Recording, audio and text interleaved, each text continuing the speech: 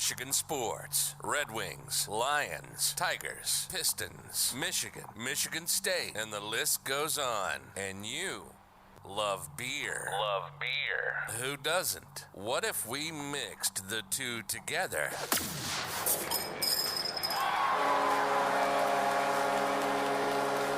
This is State of My Sports. We'll talk everything Michigan sports, like only we do, and then we'll down our fair share of beer from a local brewery, grading the beer throughout the episode. So pop a cold one on your end, and we'll get busy on ours. This is the State of My Sports. And this is episode 178, recording live on October 25th, 2022. It is officially Hate Week. We're going to talk some Michigan State. That'll be fun. It's just, I love this week so much. As long as it goes right, then next week's even better. That's kind of how it goes. Before we jump into that, though, we're going to talk the Detroit Lions losing again. Obviously, the Michigan State matchup, but then we're going to also talk some Red Wings and Pistons. Just a quick little update on them. Nothing too crazy, but we'll make our picks against the spread in our Betting Hero segment, and of course, we will drink and review some Michigan beer, and like we always do, Sparty Party, Haze and Blue. We're going to get into that here soon. Let's go. If you're joining us live on YouTube, Facebook, Twitter, or Twitch, let us know what you're sipping on tonight and be part of the conversation. Let us know your opinion on all of our teams, especially Michigan State. If you're a State fan, we're going to have some questions for you guys. If you're a Michigan fan, we'll have some questions as well. I have a hypothetical that I want to ask people. So hopefully people are paying attention and can jump in quick. I want to ask you guys that later on too. But yeah, before we jump in, I did want to give a quick shout out to our sponsors that help keep this thing rolling and free for our listeners. Dobbs Brewing Company and Cafe is the official brewery state of my sports, and bettinghero.com helps us and you get the best promotions available. I am Sam Waltart. With me today, we got Micah Smith back from a long hiatus. It's been a while. It has been a while. I didn't realize how long it's been, but you're back, and I'm glad you're back. I figured you'd come back for this week, if anything. I'm back. And then Ryan. Yes. Crom Bean. Crom Bean. You got it. On loan from Grace Bible College? Yeah, it used to be Grace Bible College, now Grace Christian University. Oh, sweet. So you're a basketball coach, right? Yes, I am. I took over the varsity job this year after 7 years of JV head coach. That's sweet. Yeah. How many years were you there, did you say? I coached there for 7, and I've been there since 2008. I played there from 2008 to 2012. Oh, that's cool. Yeah. And you guys, who's your biggest rival there? Around the area, Cornerstone, Kelvin. Yeah. We play Grand Valley, Ferris State as well. So okay. we get most of the area. Is it a D2, D3? No, we're actually NCCAA, National Christian College Athletics. Oh, that's cool. Yep. And that's the same as the ones that you mentioned? Are they in the same conference? No. So those are D2 and D3s. Okay. But we're able to basically make our own schedule. Oh, nice. nice. We don't have a region that we only have to play each other once, 5 other teams. So okay. Yeah, we can make a lot of bigger games. We play Youngstown State this year, D1. Oh, nice. So that'll be fun. It will be fun. Is it at their place? It is, yeah. Okay. Yeah, surprisingly, they didn't want to make the travel up. Yeah, right? You guys got to go there. Right. That's kind of the way it works, though. No, but tell us a little about yourself outside of that. Yeah, I am married to my wife, Hannah. We've been married for 9 years. We have 2 kids, Madeline and Tyler. I teach elementary PE at Granville Christian Elementary, cool. And then coach college basketball as well. Very nice. Are you from the West Michigan area? Yes, I'm from Grand Rapids. You are? Yep, okay. Yep, so I went to Calvin Christian High School growing up. Yep, and then... What year did you graduate? I graduated 2003. 2003? All yes. right. A little older than me. Not much, though. Not much. Yeah. Very nice. I have a couple people that I know that went there, but they were all like my wife's age, who's a year younger than me, so they would have been like 08, 09, I think. Okay, so sure. probably wouldn't cross paths there, but probably not. Appreciate you being on, and we needed a Sparty to I guess be mean to. So you're the whipping boy. That's today, right. I've been outnumbered in West Michigan for a long time. That's kind of the way it works, right? But no, we're very excited to have you here. And I'm just really glad we have a Spartan on. Absolutely. It's usually a little blue, but this is a perfect week. Perfect week to have you on. So yep. And you're a basketball guy, so we're gonna talk some Pistons too. So that'll be really nice. But before we jump in, let's introduce our beer for the day. Mike and I we're drinking Sparty Party and Haze and Blue. Sure are. I mean we've done this. I think this is our 3rd year running doing this beer on Hate Week. Yeah. So like huge thanks to Big Lake. Yeah, I love what they do. They make such good beer, and especially this week. So right now I'm drinking Haze and Blue, but I'm going to introduce Sparty Party. Yeah. It's their Juicy New England IPA, and it is absolutely dynamite, dude. This one, though, see, it doesn't have a good description on the can. So it's their New England IPA. It has Amarillo and I can never read that word. Mandarina? Is that the right word? Probably. I can never say that word. Those are the hops that it has. It's 7% alcohol, 53 IBUs. This one's their more, it's an actual IPA. I'm not saying the Haze and Blue isn't, but the extra fruit kind of makes it less of a bitter IPA, if you will. Yep. So I think beer purists would not consider this an IPA. You know what I mean? Oh, no. But it's a juicy New England one. But yeah, I mean, Sparty Party, we all know what it is, man. It's so good. I just love having this on hand. I do. It's a reflection of East Lansing, right? Like, they party hard, right? Yeah, they do. Sparty, exactly. Party. Yeah. They party hard, right? Last year. They do. They love couches and burning. Yes, right? Last year, I mean, Big Lake, we had a good relationship with them for the year. They kind of ghosted me, but that's all right. But they gave us a bunch of, remember last year? Oh, yeah. We had those that was crates great. of both, and we had them in the fridge for everybody that watched the game with us. That was really cool. But, so that's the Sparty Party. But we're also drinking Haze and Blue, which the colors are incredible. You got the little Michigan colors, and it's just a pretty can. I'm not even gonna throw this one Don't say away. I think I'm pretty. gonna keep it. I'm gonna keep this can. But anyways, their IPA. It's a New England hazy, 6% alcohol by volume, only 20 IBUs. But what they have are the real blueberries right inside. So now, Micah, you poured that into a glass. Show everybody what we got there. I'm gonna go to your camera there. Look at that.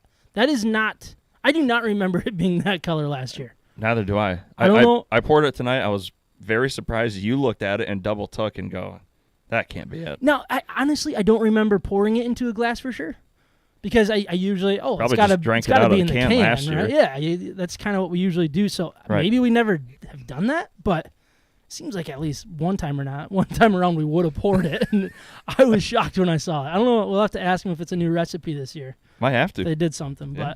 but we'll give those grades at the end of the episode. We're going to jump right in, though. Episode 178. Before we jump in that, though, I do want to remind everyone that Hops Brewing Company and Cafe is currently closed, looking for a new chef and general manager, and Ben's still working, I believe, and they still have the beer. It's just kind of sitting there, which I don't like that. I've gone a couple times and filled a couple. I was going to growlers. say, if they need someone to drink it, I will show up. I did. So last week I graded, because we always go to the Hops the second week of every month and record there. That was my vacation, so we took the week off, and I was like, well, I gotta get some the Hops beer on the episode, you know. So Yeah. I text Ben. I'm like, hey, can I go fill up a couple growlers? He's like, go for it, man. So No problem. I had the premium lager last week, and then I filled up 2 growlers of Stand Delicious, Absolutely. but they're gone. So sorry about that. Is our beer gone? Ours double hutch? I don't think so. I think there's still some there. We brewed a beer I'm proud of you. with Ben at the Hops, and Wow. we named it after Aiden Hutchinson. Yeah. So Oh, really? the Oh, beer well, the beer okay. release For was the Lions. Yeah, it was not, the draft not night. Michigan. Okay. Sure. Yeah, All it right, was then dr- I can respect it. Yeah, it was draft night. We did our draft party there, and great turnout. That was such a fun time. There were Yeah, so it many was people fun. there. It was so loud. But yeah, we were gonna name the beer after the second overall pick. Happened to be Hutchinson, and that worked out really good. Yeah. So, but yeah, we will let you guys know when the Hops is back open. Hopefully soon. We're all thinking of you guys. Thoughts and prayers, I guess. I don't know how does that all work. Nobody's died, but I think that's A little part of me right. is like temporarily I dead. know, and I know like Ryan and Jill are like, they don't know what to do on Tuesdays for dinner anymore because they would always go to Taco Tuesdays. Right. We miss them. Hopefully they open back up soon, but until then we'll just kind of Is your wife a good cook? She could be a head chef. Okay. head chef. I don't think she'll quit her day job for it. Darn. Okay. Oh well. All right, we're moving on. If it's craft beer in Michigan sports, we may not be the authority, but we love both like a fat kid loves cake. This is State of My Sports. What's going on? You all right? Yeah, I'm good. I thought I had to change the screen, bud. Oh no, I do that. Yeah, I forgot about that. I got that right I here. forgot about your fancy Stream little Deck, tool. I little love it. buttons. It's kind of nice. I can like change. it. I can change to just me. Hi, that's just me. I can change to you guys. Wave to the camera. What's up? And then I can do it all of us. So it kind of works good. Birthday present from my sisters. It's a great Were present. you part of that gift or no? 'Cause I don't think I said thank you to you. I said thank you to my sisters. I'm definitely married to one of them. So Yeah, that's true. basically, yeah. Let's just keep talking about other things and not have to talk about the lines. Does that work for you guys? Man. Man, how was your week, Mike? Or your couple weeks? It was very busy. Yeah. I mean, Where we were have you supposed to be been? like on vacation. Yeah. We ended up helping out with the wedding quite a bit, which we were really, really happy to do. And it like the whole weekend passed by. We're on our way home, driving home, and I'm like, I feel exhausted. Like Yeah. I feel like I didn't get to relax at all. Yeah. And so we're like recouping through the rest of the week. I had midterms and homework to get done after I got back. So between, last week Tuesday, that's why I wasn't here, and Okay. Thursday I had homework and midterms. So Yeah. just a whole lot of life happening. Yeah. Well, I'm again. sure that's on your mind while you're on vacation, too.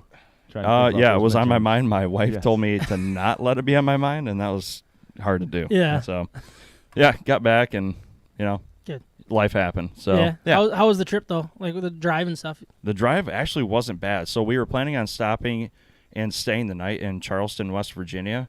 And earlier, I mean, it was probably 2 hours earlier, I had taken a Bang energy drink. And by that time, I was so hyper. Yeah, just we man. stopped for dinner at some like rundown bar, had great food. Was it the Sam's? Did you guys get a shirt or no? Did they not have any shirts? They didn't have any. We asked. For so shirts, ticked. hats, whatever they had. Yeah. The guy was wearing something, and I'm like, We'll just buy that. can I have that? Yeah, like, Are you kidding me? gosh. What a jerk, right? Ticked. Yeah. No, but the food was great, and I'm like, what do you guys think? Like, that was our deal. It was like, we're going to sit down for dinner and just talk about it. Yeah. And I looked down at the girls. I'm like, I'm ready to go. And Britt looks at me and she goes, really? I'm like, yeah, like we're either doing this now or we're cutting the cord. Yeah. So we just went for it, and we went all the way there, and we got to Charlotte, North Carolina at like 12:30. Nice. That ain't bad. No, it's not bad at all. No, that's good. Then you're not as, I don't know. You cut as much travel day. Like, if you can cut part of the day, you're going to be up till midnight either way, right? Oh, exactly. So you might as well just get it over with. Well, we got there, had a nightcap. I had 2 bourbons, like, right when we showed up. Slept so like I a was baby. I slept like a baby. I was feeling like $1 million. Oh, man, it was great. And then you watched Michigan win against Penn State. I did. So we unfortunately have to talk about another Lions loss, which really sucks. They lost to the Dallas Cowboys 24-6 after taking a 6-3 lead into halftime, getting outscored 7-0 in the third quarter and 14-0 in the last 3 minutes of the fourth quarter. It was the closest 18-point loss I remember in modern day sports history. It makes no sense of what happened. The turnovers seriously killed this team with 3 fumbles and 2 interceptions to only 1 turnover by the Cowboys. Key moment. And this is why it was close and kind of didn't go the way we wanted. Jamal Williams had his first career fumble lost on a very crucial drive. Lions had the ball with 4:23 left in the third quarter, while trailing 10-6, and put together a 12-play drive that saw 56 rushing yards, 44 passing yards. Wright caught the ball, got down. He got a 17-yard play, I think it was. Got down to the half-yard line. Terrible spot. We don't need to get into that side of it unless we want to. But short of the goal line, first and goal, no big deal. We've been here a million times. We're not going to throw the ball. We're going to run the ball. And the guy that's never lost a fumble in his career 6 years fumbles. Like, what the, Micah? This is not who you're supposed to give us. This is you and right? the Packers' fault. I blame you. Yeah. Well, like, what a heck of a stat, though. Like, his Yeah. first career fumble lost. Are you kidding me? Mm-hmm. Of course, it didn't happen when he was a Packer. Just drives me nuts. Look, so they turned it over. The defense did get the ball back after, I think it was 3 plays. Actually, the next drive for the Lions, 3 plays, -2 yards, and then a golf interception. I mean, Dallas then went on a 13 plays, almost 6-minute drive. Pretty much put the game away there. They scored 2 more touchdowns in late part of the game. But it's just like, you shouldn't win games that you, like, it's stupid to say it's a winnable game when you lose by 18 points. But holy smokes, did it feel that way. Like, shooting yourself in the foot. It's just like, it is. And I hate people that say same old lines. I hate it. It drives me absolutely nuts. And I hate, like, Trav, friend of the show, Trav, always, we're cursed, man. We're cursed. I'm like, nah, I don't believe in curses. But this type of stuff is just, it gets me, man. Well, and you keep saying you're cursed, and you're cursing your team then. I agree. Like, stop laying curses on your team. Exactly. I mean, we're better. I'm going to keep saying we're a good team. Actually, I've been saying that for 25 years, that we're a good team. So that doesn't really work either. But I don't know. It's just the most frustrating thing right now. Like, everything that can go wrong is going wrong. And you look at them sitting now 1-5, and you're like, this team is way better than 105. Or, sorry, 1-5. Yeah. Well, the talent on the paper doesn't scream 1-5 at all. It's hard. It's because the injuries. The injuries are so a piece. many. And I know there's a lot of injuries in football. Everybody has their injuries and stuff. But when you're in the middle of the rebuild that the Lions are in, those injuries stand out way more than what everybody else is. Well, I saw a stat that 6 of the top 10 Lions on the being paid are no longer on the football team. That's insane. And so you're not going to have quality depth when you have that much on the books yet. Yeah. And so you can't afford to get your young studs hurt. Exactly. Or there's nothing there to back them up. Yeah, and you didn't spend much money in the offseason. Nope. Like, you didn't add the extra depth. You didn't add starters to make your starters depth guys. You know what I mean? It was it was a very quiet off season, which is why we're in this spot. But I think that's why you can still blame it on injuries. Like, there's some Lions fans out there that are like, just pissed. Like, they're just basically saying that this team, they're done. It's never going to work. And you look at the Jets, you look at the Giants, who are supposed to be in the same boat as us, but they're 5-1 or 4-3 or something like having good years. And it's like, well, they were also in the basement a couple years prior than we were. Like, you know what I mean? They've been loading for years, not for 2 years. It's like, just because they hired a coach at the same time doesn't mean that they're in the same point of the rebuild. And that's where I caution people to be like, well, compare to those teams. Now, I'm going to do that here later on my sheet. I got that ready to go. Yeah. But that's just something that's really bothering me, that people are comparing it to those. Stop comparing rebuild to rebuild, because it's all different. And it's really, the injuries are crucial when you literally had nothing. You started over completely. You have, I don't think there's anybody left. Well, there's maybe 3 or 4 players left on the roster from when the previous regime was there. Right. I would guess, like, it might be a couple more than I'm not pretty realizing. good. Yeah, I mean, they're cleaning house. They're not spending money. They're being very cautious with this rebuild. And I don't know if it's my own fault for getting too excited about this team, but it's really what I've seen is what I'm excited about. And that's where I'm just really disappointed with the 1-5 record. Did I expect them to be here? Not necessarily, but I also wouldn't have guaranteed that it wouldn't. Like, it's not. You saw the surprising. flash of potential right away. Yeah, it's just not. It's not that surprising that this team's 1-5, because it is a 1-5 type roster when you look at the depth of it all. But it just you've seen it better. You've seen them compete with the best team in football, Philly. Right. You've seen them up double digits against Vikings twice, who's dominating this division. It's just like, those are the things that you're just like, what in the F is going on? It's so frustrating. The offense, second straight game without a touchdown. That is absolutely embarrassing. After being the number 1 offense through 4 games, and they haven't scored since. Yep. Oh my gosh, what is going on? And I just look at Goff. So his numbers were just so confusing. 21 of 26. If you told me Goff was going to go 21 of 26, I'd be like, oh, we just won that game completely. You got 5 a W, interceptions? right? You'd have to. Yeah, 5 interceptions. Well, 2 of them were interceptions, so that's kind of sucks even more. But 228 yards, the 2 interceptions, 2 fumbles lost, sacked 5 times, which I think is weird because our offensive line is really darn good. And you look at the numbers, 5 sacks, like, man, that offensive line is not. Well, if you watch these sacks, he looks lost. He looks like a completely different person than he did in the first 4 games. He's running back, like, he's doing 7-8 step drops instead of stepping up into this beautiful looking pocket, and he's underthrowing people. It's just very, very frustrating of what's going on. I can't figure it out, and I don't know. You almost feel bad for the QB's coach, because maybe he can't figure out what's going on with him either. Right, exactly. Like, hey, what are you doing? What have you changed? You were doing everything wrong. Yeah. Everything. It's absolutely insane how it's just I can't figure it out. Well, the longest completed pass he's had in the air this year is 26 yards. That's it? That's What? insane. 26 Wow. yards from in the air, not grief. run after catch. So, like, you think, okay, Jamison Williams might help with that, but if he can't get the deep ball, if he can't throw the deep ball. That's a great. I know. I'm so concerned about that. Like, Jameson Williams, I'm so excited to see him, but all right. So early on in the year, it was like, oh, we can live without him. Like, let's just let it. we This is thought going. so. This is going just fine. Now all of a sudden, it's like, when's this guy coming back? We're running out of guys here. I mean, Josh Reynolds hurt. Amon-Ra St. Brown is hurt. I mean, they're DJ both Chark. were in. Yeah, Chark's out for a while. It's just like dwindling down, and then all of a sudden they just got to take away Hawkinson, and you don't have Swift. It's like, what is?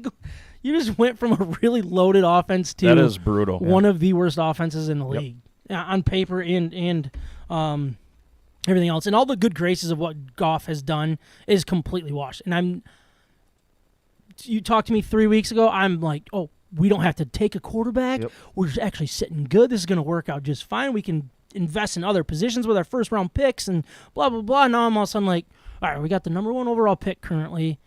Would I take Anderson or would I take Bryce Young? Is there another quarterback that I would take? Like, what would I do? Would I trade down? Like, I'm already doing that. You're and I'm already in my draft mode. I am. Oh, We're goodness. so used to it. I know, right?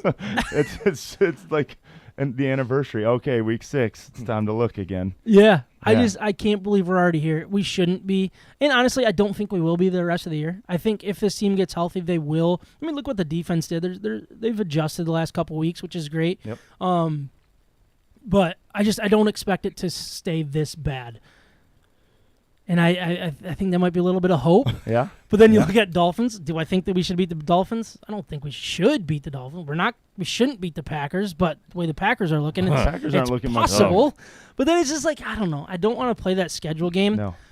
But when you start really looking at it, they need to start getting wins. Yeah. Like I don't have a number that's going to be like make me sleep better at night. You know what I mean? Like I don't need 4 wins, otherwise can them or something like that. I'm just like, I want to see improvement, and I thought we were seeing that, and all of a sudden just completely gone. Well, we've seen it on either one side of the ball or the other. Right? And they haven't put both ends of the football together except for one half against Washington. Yep. And that's it. I think that's what fans want to see is, hey, when you have a game that's within reach or you have control of a game, don't shoot yourself in the foot and take stupid penalties or So many.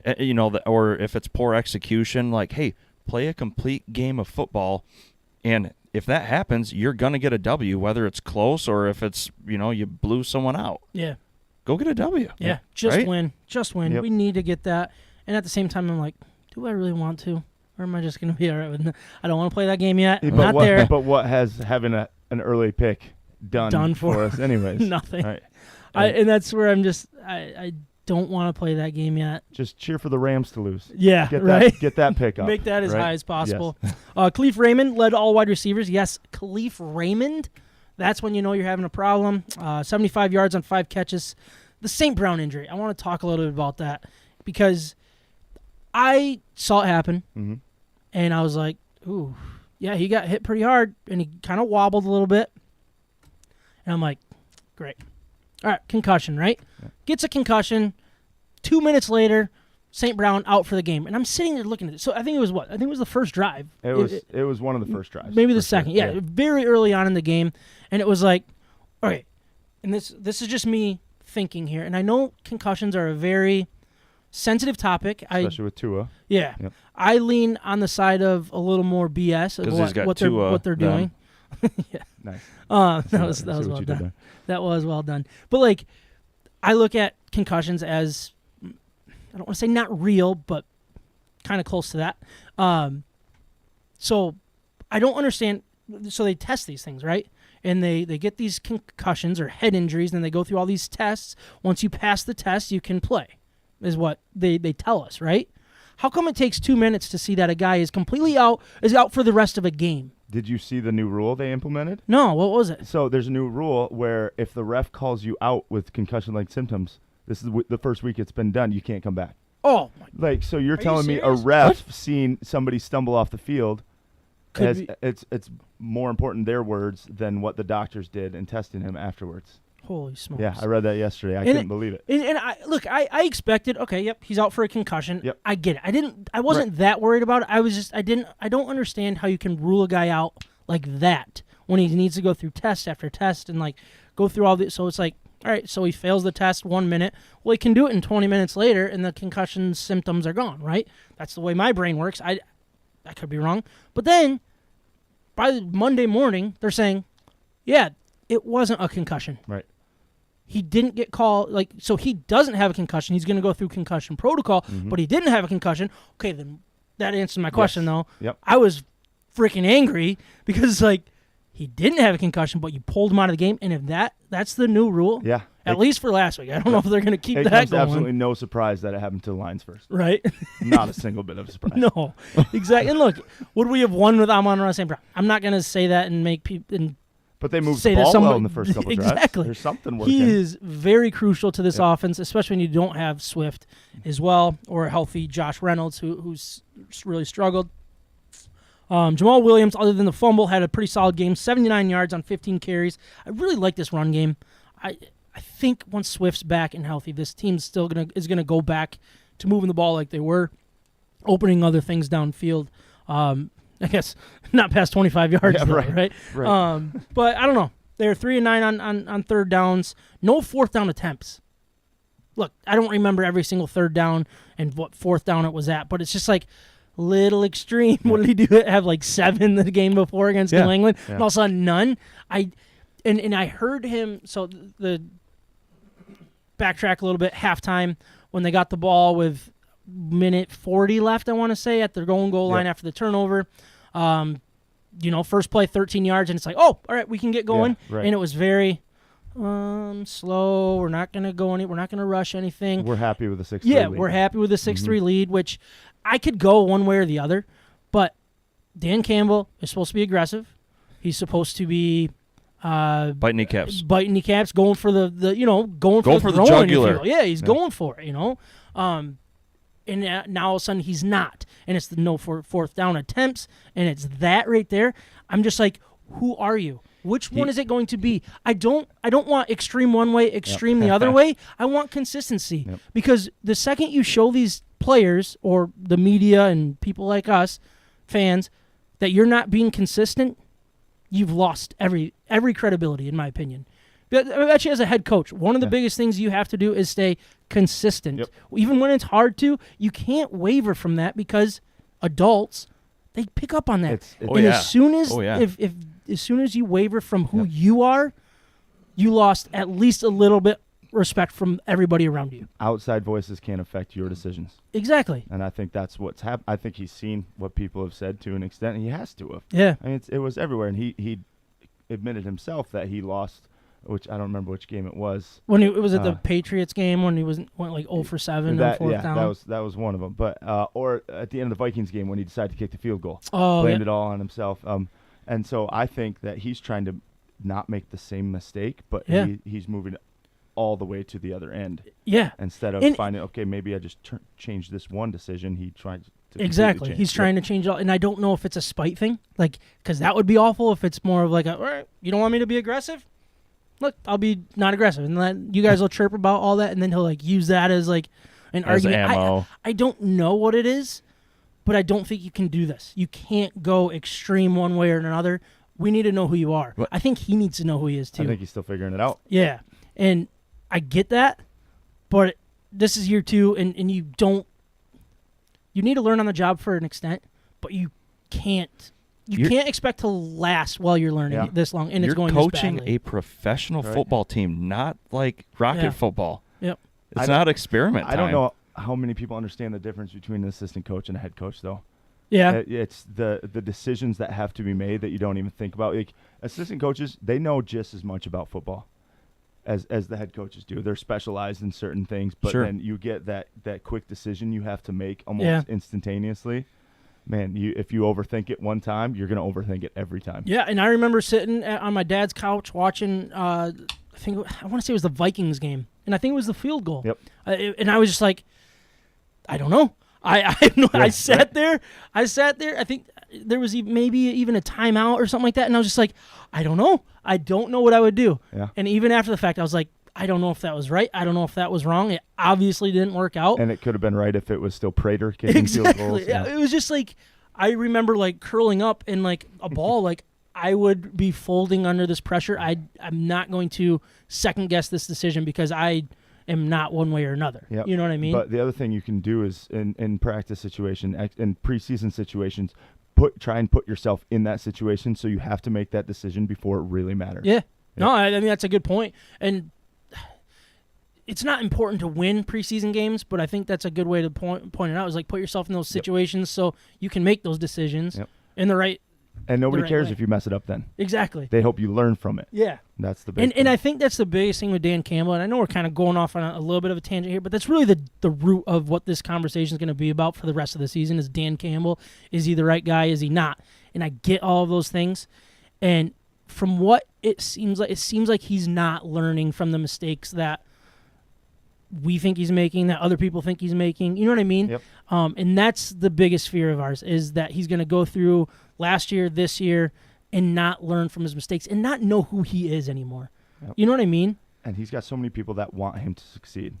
So many people, So myself many. included. Yeah. I love the guy. Yeah. He seems like a great person. But, man, he's put that pressure on himself now. Yes. And I don't think Hard Knocks helped anything. No, I agree. I feel like built up the fan base. Yeah. Even non-Lions fans are like this. I will cheer for this team all year if my team's not doing well. Yeah, and I wonder, like, I don't know. I'll get into my fears here in a minute. Let's finish up talking about this game. And then Right. I got a little. No, it's good. But all right, the defense. Really solid effort, really, from start to finish. Obviously, holding them to 3 points in the first half. We'll take that all day, every day. Only 139 rushing yards. It isn't bad. Nothing great, but not too bad. Only 191 rushing or passing yards. 3 of 9 on third down. I thought this defense played extremely well, and it started with Hutchinson. I think it was the very first drive. He got a sack. I think it was on third down. Was that the one-armed one? Yeah, the one-armed one. Good night. Yeah. That one, he looked good. He got another half sack with Anzalone. He's starting to. I really think it was a health issue. I think that bye week for him was huge. Getting back to full health, if you will. He looked better. Obviously, didn't get a strip sack or anything like that, but he was effective. Yep. And he was, even when the numbers weren't getting put up there. He was showing pressures, and he looked good. He kept himself in the play. He didn't get too high, I feel like. That's a great point. He kept Prescott from running. Yeah. He kept him in the pocket, where Prescott didn't look that great. No, I agree. I thought he looked lost.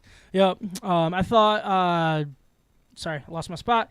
Josh Pascal got his first taste of football. I thought he looked good too. Yep. And it was very interesting because he was kind of taking the place of Brockers, who was out as a healthy scratch. Love that. I think what Brockers is doing is completely worthless. And for the Lions to say, hey, we know you're a captain. You're just not performing. You're done. You're done until you prove it. I love that. I love that Pascal got this opportunity. Looked pretty good. He had 2 tackles. I think he's only going to get better. Campbell came out and said, yeah, you got pretty winded early on, but that'll come over time. He's practiced, I think, a week or two. Yeah. Didn't get any preseason or anything like that. Yeah. So hey, that's the right call. I mean, when you look at the Red Wings, look what happened when you just catered to veterans and catered to leadership. Like, that's a great comparison there. You don't just keep them in there for feelings or not at leadership and stuff like that. I love that. Good call. That's good. Jeff Okudah. What can you say about this guy? He looked like I'm not going to say he looked like the best defender on the field for the Lions, which isn't saying much, but it was incredible what he was flying around. He was hitting great to see, right? Extremely hard. He was reading plays. He had 12 tackles, 3 assists, so 15 total. I mean, I am so happy with what he's done so far this year. Yep. He's been a shutdown corner, and this game right here was, I'm going to be the guy that's making plays left and right, and he was. Now, I heard that they were maybe using him a little different. Yeah, they put him in the box. Put him in the box a little bit. Yep. More of a safety-ish type player, which he was actually recruited as a safety out of high school. He thinks he's a corner. I'm okay with keeping him at corner. I get all those things. I don't think there's anything wrong with that. But put him in the right place to succeed, and that's another thing that they did with Hutchinson. They moved him a little bit more than they have been. Kind of more linebacker, right? Yeah, a little more linebacker, which is, I think, that's fine. That's what I want to see. That's what I want to see with Aaron Glenn and this coaching staff to do is adjust, put these guys in position to succeed. I hope this shows Detroit sports fans that you don't give up on a young player after a year, after 2 years. Yeah. Mm-hmm. It's proven. Like, Torkelson had a bad year. Don't give up on him. Green, okay year. Yeah. Jaden Ivey, if he doesn't reach your potential in the first year, it happens. Yeah. It's his first year. Cade, I think some people were questioning Cade early on. You don't give up on these guys. We preach this stuff on this show all the time about first rounders. Yeah. Like every team and every fan base of every team like hopes and prays and wishes that their first rounder they hit on. Yep. And it doesn't happen all the time. You get maybe like a half a dozen guys in every first round each year that are just dynamite and you go, wow, that is awesome. But then everyone else's first rounders come into their own second year, third year. It's not a big deal. Especially at corner, because in college you can be way more handsy as a corner. Yeah. You got to develop moving your feet, being able to backpedal. You have a lot more to do. Quickly. In college, you don't get tested either. No. Because if you have a shutdown corner, if you have an NFL corner, right. you forget about that side of the field. You're like, I'm not even going to risk it because you usually have Joe Schmo at quarterback. You have he wasn't playing against Ohio State's wide receivers. Exactly. Exactly. So, he was basically invisible. Yep. Yeah, because 3/4 of your opponents don't make it to that next level. Right. Exactly. So I mean, I don't know the stat, but I would say 3/4. And probably 99% of the quarterbacks. Right, and then you go up against the world's best. Yeah. And, man, if you make it year one, good for you. Yeah. If not, I hope your team believes in you and they keep you around for, that contract extension. Yep, I agree. And you got to also keep in mind the injuries. Those played a big role in why it's taken so long for him to develop. He's healthy. He's something to worry about for other teams. Yes, I believe. correct. And that's really if exciting. You can take off one half of the field. Yep. Whew. Yeah, no, for sure. The numbers were pretty even. Total yards, 312 to 330. I mean, I don't think we really need to get into those very much. Brock Wright, 4 catches, 57 yards. That was kind of exciting. Hawkinson, 4 touches for 48 yards. I mean, it was actually really boring football game if you like offense. Outside of that, I really enjoyed watching it. It was like... You guys kept CeeDee Lamb quiet. Yeah, again. Okudah. Yep. Big part of Well that. done. Yeah, I mean, and I don't even think it's necessarily like the stopping, like great shutdown corner or anything like that. The way that this team was hitting early on really set the tone. And those guys were thinking. And I'm sure Dak Prescott was the same way. You go, dude, I'm not leaving you guys out to dry and forcing anything in there. So I think it was the all blues. Yeah. Is that what the Lions were wearing? Was all blue?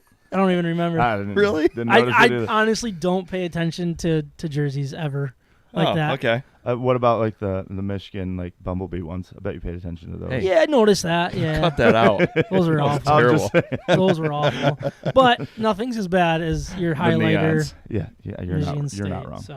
wrong. So, look, I think we talked a little bit about Goff's future.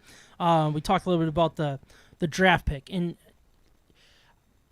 I don't want to make this statement now and be like, this is the way that it's going to go, and this is the way that it has to be if it goes this way. Your Thibodeau showing again. Right? If this hits the fan, let's say they do have the number 1 overall pick, and we're sitting here still wondering if this regime's legit. Is Dan Campbell the answer? I can't think of who's the Brad Holmes? Is he the Yeah. Brad Yes. Holmes is he the right GM for the job? I almost don't, and this is just a question that I'm playing with in my head. Is this your hypothetical? No, it's not. That's the Michigan State. If that's what we're dealing with, do we trust them to make the decision on the next quarterback? Because sorry, you can go. Yeah, name the Lions' 5 best players All right. around, and tell me how many of them were drafted by Brad Holmes. Because the answer is most. Yeah, that's true. That's the way I have to look at it right now. Okay. Well done. I do like so the second round picks we don't really know enough about. Elaine McNeil. Yeah, well, Pascal hurt. And Pascal, Yep. we're finally getting him. Jameson Williams, we Yep. don't know yet. I'm assuming he's going to be really good. But I do like Aiden Hutchinson. Rodriguez. Steal in the draft. Great pick. I get all of that. Sewell, love Sewell. Mhm. Which, before we move on from this game, Sewell, I think unreal game against Micah Parsons. Yeah. Who was the other guy I wanted? me Sewell too. wasn't there. Yeah. you just answered your own question. No, okay, but the reason why I'm asking this question, because I was sitting watching this Bears game last night, and I look at what the Bears did is they knew Nagy was done, like eventually, right? And we kind of knew that Matt Patricia was done that year, and that regime wasn't going to work. Kind of. It was basically, but like, yeah, exactly. We all knew, but we still let them make that last draft pick. Yeah. And it ended up being Okudah, which I don't think is that bad of a pick. I'm not going down that lane. But going back to the Bears, you let a regime pick the quarterback, right? And it didn't go well. Yep. And now all of a sudden you have to bring in a new regime to fit the quarterback when you would rather them not have their quarterback that they're tied to and needs to work out. And I'm not saying Justin Fields is going to work out or isn't. I'm just saying I don't want this regime, if they're going to be gone in, let's say, before year 4. Yeah. I don't want them making that first overall pick. I don't want them to be picking who our quarterback is. I don't want them to be building their way and all of a sudden go the opposite way. I love the argument of the draft picks. I think he's a very good drafter. Mm-hmm. I would completely agree with that. But that doesn't mean he should be the one making the decision for the next regime. Sure. And that's just something that I'm going to be balancing out for the next 17 weeks or whatever it is, and probably more, but I just don't know. No, you're going to ask me, are you asking a question? No. Okay, let me finish. No, but, okay. I want this regime to get another year no matter what. Yep. That's kind of where I'm at, but I will also understand if it absolutely hits the fan, if they want to move on. I'm just teetering, and I don't know what to do. How many times have we moved on from a coach, I know, though, man? I know. How many times? I know, but we also give them usually 4 years minimum. Yeah. Usually, I think Patricia got 3.5, right? Patricia should have had a half. Yeah. Okay. So You guys pointed out a lot of good things. Your statement was nailed right on the head, and I think at this point, you are hitched to this regime. Okay, You have to be for now. because as far as you can remember, don't you feel a heck of a lot more confidence right now in your player personnel, your coaches, than you have in the last, say, 2 or 3, right? Okay, so leave the horses hitched to the wagon here, okay? And then you say you're the Fords and you just kind of wonder what the direction is, and you ask, hey, what's your plan for QB? Because if they're planning on drafting a QB now, I don't see what the problem is. If you're planning on drafting a QB, you're building up everything but the QB until the next, say 2 years down the road or whatever it may be, then that's questionable, in my opinion. If they're going to be around for another 2 or 3 years, let them draft the QB next year and then work and develop the team from there, and then give it a couple years. It can't be your last shot. Your quarterback can't be your last shot. That is so wrong. Yep. No, I agree. I agree with that. And I honestly, perfect world, we don't have to worry about a quarterback. Whether it's Goff turns it on, or we don't draft them, we just trade for one. Or the carousel, the quarterback carousel is a new thing in this league, and it's going to continue. But you still look, and outside of Brady signing with Tampa, when's the last time a big free agent quarterback has moved? I guess they weren't free agents. Allen. It was all trades, Josh Allen I guess, drafted. right? Patrick Mahomes drafted. Herbert drafted. Lamar Jackson drafted. Yeah. It's not, and coming to Detroit, it doesn't happen. Yeah. The big names don't come to Detroit outside of hockey in the late 90s, early 2000s. Yeah. But don't you think that's going to change, like the actual city itself? With okay, it's not a dump. It's not murder town anymore. But that's what we see, but not everybody Not sees everybody that. knows that. Yeah. Right, I get that. Yeah. But once you start seeing the Pistons I know. and the Red Wings start booming, because it's going to happen sooner rather than later. You hope it's like Verlander and Granderson. There Can bring are in going big to be names like players that Sheffield want to come play, Yep. and God be over the Tigers right now. Yeah. I love what he's doing, by the way, but we don't have time to go down that rabbit hole. For sure. So I don't just know. want to put It's my just- 2 cents in. It's interesting to think about, though, for sure. I am going to be fighting that with my. It's literally like the angel on one, the devil on the other, just whispering in my ear. Which one is it? Which one is it? I don't know which way to go. And luckily, I don't have to make those decisions because I'd curl up on the couch like I did earlier. Follow us on Instagram, Facebook, Twitter, YouTube, and Twitch. State of My Sports.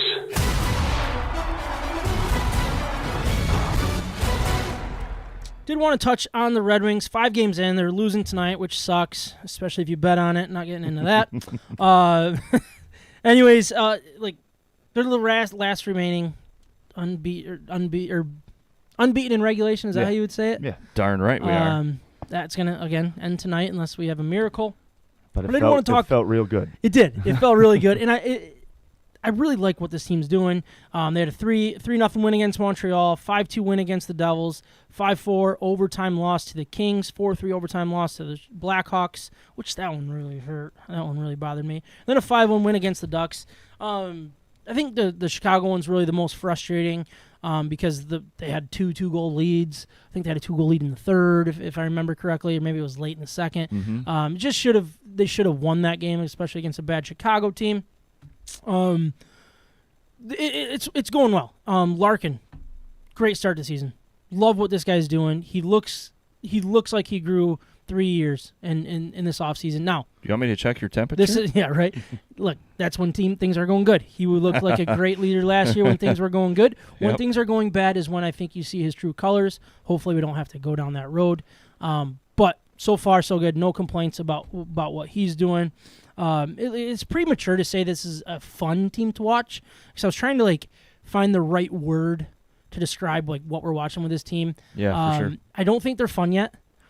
I think they're solid, but what they aren't is they're not a frustrating team to watch. In the last couple of years was so frustrating. Rip your hair out. Yeah, it was like, what in the world is this? The structure was bad, and guys were doing their own thing and not being responsible. It was the most frustrating team that I remember watching. as my years of being a Red Wings fan, which I know I lived through the glory days of what was going on. But that team last year, really the last 2 years, were frustrating. And they brought in adults to come and play on this team. They're playing good hockey. It's really exciting. And I feel like a lot of why the frustration has left me is because their special teams have been solid. Again, it's on in the background. I don't know the details. I think they've given up a power play goal. I think they've given up a shorthanded goal, and that's never fun. So heading into tonight, they had 4 goals per game, which was 5th in the league. They were 6th in goals against at 2.4. But then the 23.8% power play, which also had a slow start to start the season, 100% on the penalty kill heading in tonight. Like, these are the reasons why they were 3-0-2 heading into this game. Yep. And that's a key. And I brought that up in the preview. It's all about special teams. That makes the world. That's when you turn a bad team to a decent team, or a decent team into a great team. It happens with special teams. Football fans listening to this right now are probably like, what? Special teams? What are special teams? No, like hockey has punters. Is that a right. Yeah. Them thinking to special teams, wait, world-class special teams on football. How does this doesn't equate, Yeah, right? It doesn't make any sense. But I mean, it's been a really fun start. Dominique Kubalik heading into tonight again. I want to keep saying that. 5 games played, 3 goals, 5 assists, 8 points, +2. Absolute steal. I was gonna say, what was his for what it contract? seems like we got him for. I don't have his contract in front of me. Next to nothing. Yeah, if I remember correctly. I think we got him from Chicago, if I remember right. I'll get you here in a But minute. I don't remember exactly what his deal is. Larkin, number 2 in points with 5 games played, 3 goals, 4 assists. It's just really fun to see. And what we're seeing is they're doing it without Raymond really playing good, without Sider being in his A game, and also you're missing 3 of your top 6 forwards. You got Fabry out, you got Bertuzzi out, you got Verana out. Like, this team that has a little more depth than what I think we thought. Yeah. With guys like Kubalik and stuff, you bring those. You add basically a second line. Let's just say. Yeah. Back to this lineup. Holy smokes! This team is going to. They're going to have a lot of make some firepower. noise. They're going to have a lot of firepower. Yeah. And I'm just really excited to see it. I hope Verana gets right. Obviously, with his probably substance abuse would be my guess. So they didn't say anything about it. No, so he Okay. entered, I think it was about this time last week, right? Yep. If I remember correctly. He was scratched, I think, on their Tuesday night game. And then the next day it came out that he entered the players' I don't think it's substance. I keep wanting to say that because I'm assuming that's what it is. But it's like a player, gosh, I cannot think of the word. Program. Sure. Rehabilitation program, basically, is what it is. But I think we all kind of assume what it would be. Either way, we hope that he gets right and it gets back soon. Dominique Kubalik, 2 years, $5 million. So 2.5 per? Yep. Love that. That's a steal. It's fun to watch. Not fun to watch. It's not frustrating to watch. Except tonight. You know what? Not good. I wanted to come up with my own word. Competitive. They're actually competitive. That's a very good word. Like, I mean, they're not letting up. Well, we got a long ways to go in the season. Yeah. So, knock on wood, but hopefully we don't give up and lose, 1, 2, 3, 4. Through Like we 10, did last what year. was it, 10 or 11? 11. Okay, yeah. What an Unreal. absolute record. Yeah, it's Yeah. great. I don't want to do that again. Also, just took my first sip of this Haze and Blue. It's different. It is something is different about it. I think it's more blueberry. And I think that's why that tastes great. this is exactly the same as last year. This I'm gonna have to email him.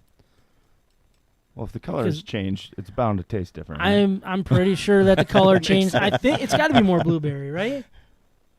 It tastes more blueberry. You think so? Yeah. I think it is. I think they went overboard.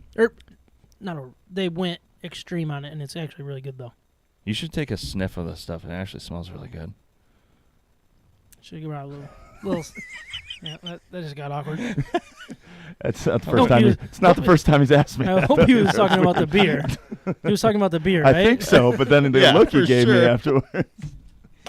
Anyways, I think that's about all we want to talk about for the Red Wings. It's boring stuff. I get it. Nobody really cares that much about it, but I care. You a care. solid start. Someday they listener will. cares. Someday they will. Someday they will. Exactly. Yep. Someday we'll be mad that they're losing 4-1. Yep. Follow us on Instagram, Facebook, Twitter, YouTube, and Twitch. State of My Sports. I already did that bumper, didn't I? Did I already do that bumper? You may have, It's but it possible. doesn't matter. I loved it the second time as Yeah, you more liked than it. the first. Yeah? Yeah, Love it was it. really good. Love it. I think Carrie likes the podcast the second time she listens to it better anyways, too. It's because she's not asphyxiated on Micah the whole time. Exactly. She can Oh look at us, man, too. yeah. I'm just Oh, that good she actually looking. she tossed in her beer. That was probably a while ago. She is drinking Blackberry Haze from Big Lake. Look at that. Right? Another Big Lake out there. Love that. I want to try that PB stout. PB. Oh, yeah, you sent me that. That looked Oh good. man, come on. That's got to be We'll have to awesome. find that one. Power play for the Red Wings here. Let's go. Special teams Yeah. and Pistons talk. Pistons. All right, the Pistons came into tonight. I don't know how they're doing. 1-2 with a tight win against the Orlando Magic, the only winless team left in the East, and then a couple blowout losses to the Knicks, who is 2-1, and the Pacers, who is 1-3. They're 18th in points per game at 111.3, which is 29th in field goal percentage. 121 points allowed per game. Is that just a sign of a young team? Unquestionably. Yeah. Yes. Okay. Yep. This Yep, is that- your wheelhouse, dude. It is. It is. The energy's Pistons there. guy. The energy's there so far, but it's almost overexerted energy, putting themselves in the wrong spot. They're down 13. Okay. Yeah, that's not what you want to hear against the Wizards either. Yeah. Well, I only look at the Magic were healthy then. They've already lost their best player. Yeah, Suggs is out. Yeah, Suggs is out. So and he had 27 against. I think the it Pistons, was. something Yeah. like that. Bunchero's Um, actually looked pretty good, too, to start out the year. He looked good in that game, he I did. should say. He did. Yeah, there's a lot of nice rookies this year. But the Knicks, almost to be expected. First road game, you got two rookies in the rotation right away. The Pacers was the frustrating game. Yeah. You're up double digits early, and it's a team that doesn't yet know how to take what is given to them. They know Ivy wants to penetrate. They know Cade wants to penetrate. They crowded the lane instead of settling for good looks from outside. They wanted to attack the rim yet, and it put them in bad positions and allowed Indiana to get back in the game. And eventually, the confidence grew and grew, Okay. and they pulled away. So that was a winnable game, even though they lost by 9 points or so. They had a great spot in that game. Is that a coaching error, or is that just No, That's exactly what I was going to ask. it's not this early. Not you're playing Jalen Duren, who to me he's going to be great. Yeah. He's 18 years old. Youngest guy in the league. Yep, he's not going to be Ben Wallace or Dennis Rodman, but he's going to be an energizer guy that can clear the boards, can block shots. He's not going to be lazy like Andre Drummond. He looks like a man up Well, there. amen to that. Yeah, his body's NBA ready Yeah. for sure. But right now, they weren't expecting to put him in this role this early off the bench, and the bench has been the killer so far. Mhm. It was supposed to be Nerlens Noel, and he's been out. Alec Burks also in that trade, the best shooter off the bench, has been out. Okay. Livers just played his first game against the Pacers. Yep. And so those are your best shooters, Livers and Burks. And then because you got Killian Hayes, man, I want him to be good so bad. Yeah. He's a very smart basketball player, very good defensively, can't shoot. Yeah. He just can't. And That's you have frustrating. You have to hope he turns in like a Rajon Rondo. Yeah. He has to stop trying to make himself something that he isn't. Okay. But without him being able to score at all, you need wings that can shoot. Because if not, the offense doesn't work because Duren's not a shooter. He's not going to score from outside 5 Yeah, feet. for sure. And so the bench was like minus 26 against the Pacers. Oh, wow. And you lose by 9, that tells the story real quick. That's not good. Yeah. No.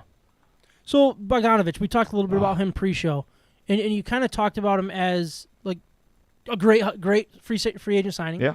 And Well- I'm not going to put words in your mouth. Yeah. But that's what they need, but a little bit more. Yep. And can you explain that a little bit? What I we were think talking he's about? won, but they need a couple more. Okay. I think he's doing everything and more through 3 games Yeah. as to what I expected out of him. Like the way he led, you should have seen him in the last play where Stewart hit the 3 to ice the game in the first game. In the first game against, Yeah. I actually And he watched got, that game. He I was got proud of that myself. was fun. wasn't Yeah, it? it was a fun game. He got shoved down, gets back up, gets right in front of this dude, boxes him out. He would have had the rebound if the shot was missed. Like that's a guy that's balding, looks like he's 47. He's Yeah. getting after it just as much, if not more, than the young guys. And he's showing them how it's done at this level. And I love him in the starting lineup. Problem is him and Bay, while both shooters, great shooters, playing the 3 and 4 together, you don't have an inside presence defensively at all. Okay. And that's where you hope at some point you can get a true 4. So one of those can play the 3, and one of those can come off the bench and genuinely light the bench because they'd get free reign on the bench. Okay. So that's what you're hoping for at some point. And I think the Pistons are 2 years away from being like a Memphis Grizzlies kind of team if you can get that 4-man. Okay. No, it's good. I think I was see. asked that.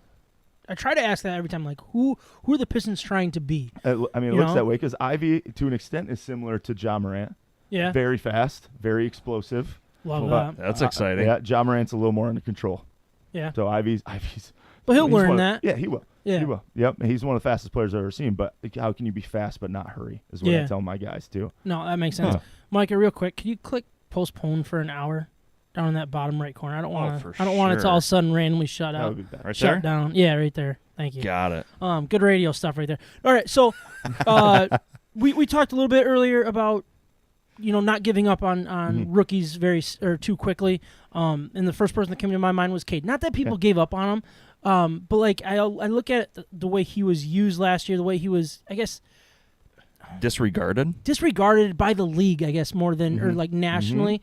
I think people love what he did for the Pistons and stuff, but it went under the radar. And then so I look at what he's doing so far this year so he's got 24 points against the Magic, 18. Oh, no, sorry. I'm on the wrong guy. 18 points against the Magic, 15 against the Knicks, and 22 against the Pacers. And you look at that, and I'm like, yeah, I mean, that's solid. I was hoping more early on, and I don't want to overreact 3 games in or anything like that, but, he needs to be getting 25-plus to start proving. Maybe. But you look against the Magic, he had 18 and 10 assists. He's put himself and his team, and he could have tried to finish that last shot against the Magic. He kicked it to the wide open guy. But it's the NBA. Guys rip on LeBron for passing it to the open guy when he may have had a shot over 2 people. Yeah. It's a good basketball play. Okay. But the NBA, your star has to want it every time. At least that's what fans think. Yeah. Which I don't think. I guess I just haven't seen him take over a game. Yep. Is the way that I want to see it. He's had a couple. Yeah. He's shown he can. I was actually at the game against the Nuggets last year where he had 40, nearly 40 against Jokic. And that was the first time I'd seen him try and do it. Something like that? It's in there. Yeah. But I think he's a guy that wants to get everybody involved. Yeah. And I don't think it's not that he doesn't have that killer instinct, it's that he hasn't chosen to use it yet. Okay. So if he becomes a superstar, he's going to be the quiet superstar that we're going to be like, why don't they talk about him? Yep. Why isn't this? Why isn't it? There was one nationally televised game for the Pistons last year. One. And it was against the number two team in the draft, which was Houston, to watch the number 1 against the number 2. Wasn't that like the first game of the year or something like that? It was the first 10 games for sure. Yep. So, I mean, of course, no fan base outside of when you watch their team play the Pistons is going to see him. Yeah. And so, Stephen A. Smith is like, yeah, I think he'll be a decent NBA player. He'll make it in the NBA. No kidding. You're a rookie and you're averaging 15, 6, and 5. You're going to make it in the NBA. Mikey, you're going to say something? Yeah, so from your perspective, what do either Detroit fans or just NBA fans in general, who do they think and compare Cade Cunningham to that's been in the league for say 5 years or 10 years? Who are they hoping Cade to be? That's a great question. I don't know if I have an answer to that. He's different. Okay, because he's been more passive to an extent so far. Yeah. Yeah, I think what I would compare him to, that I hope he turns into kind of a Paul Pierce type of situation. He hits some big cooler shots. Paul Pierce that everybody loves, not as an individual, as a basketball player. I hate Paul Pierce. Right. Just on the court. Walked off. He does not. Off the cage, he does not need to be taken off in a wheelchair to go poop. Yeah. But something like that, he'll never. He's not the super athletic guy like Paul Pierce wasn't either. But he's crafty already. And he's a very high IQ guy. He's tall enough he can get shots up over smaller defenders. Yeah. So he's just got to put himself in a position to hit those shots. But it'll all come when when the whole team learns how to win. Yeah. He hasn't had enough chances yet. When you're down 15 in the fourth as many times as they have been, he can't finish games off either. Yep. We talked a little bit about Jalen Duren. Some of the points that he already put up. He put up 14 in game 1, 8 in game 2, 6. 10 rebounds in the first 2 games, which is great. But the other one that we want to talk about is Jaden Ivey. You talked about his athleticism. I watched that first game. I haven't been able to watch since, but man, he stood out already. Oh, for sure. Very exciting player. Same age as Cade, right? Right. Because aren't they Jaden Jaden Ivey stayed in 1 year. Yep. Yeah. So that's kind of exciting. This is the guy out of Purdue, right? Yep. Yeah. Okay. What do you think about what you've seen so far from him? He's going to thrive in the NBA because of how much more space there is. Yeah. Because in college, especially when he had 7-footers on his team clogging the lane, it wasn't a great fit for him. 7'4", so I don't know if they're huge there. But no, he's the perfect yin to Cade's yang.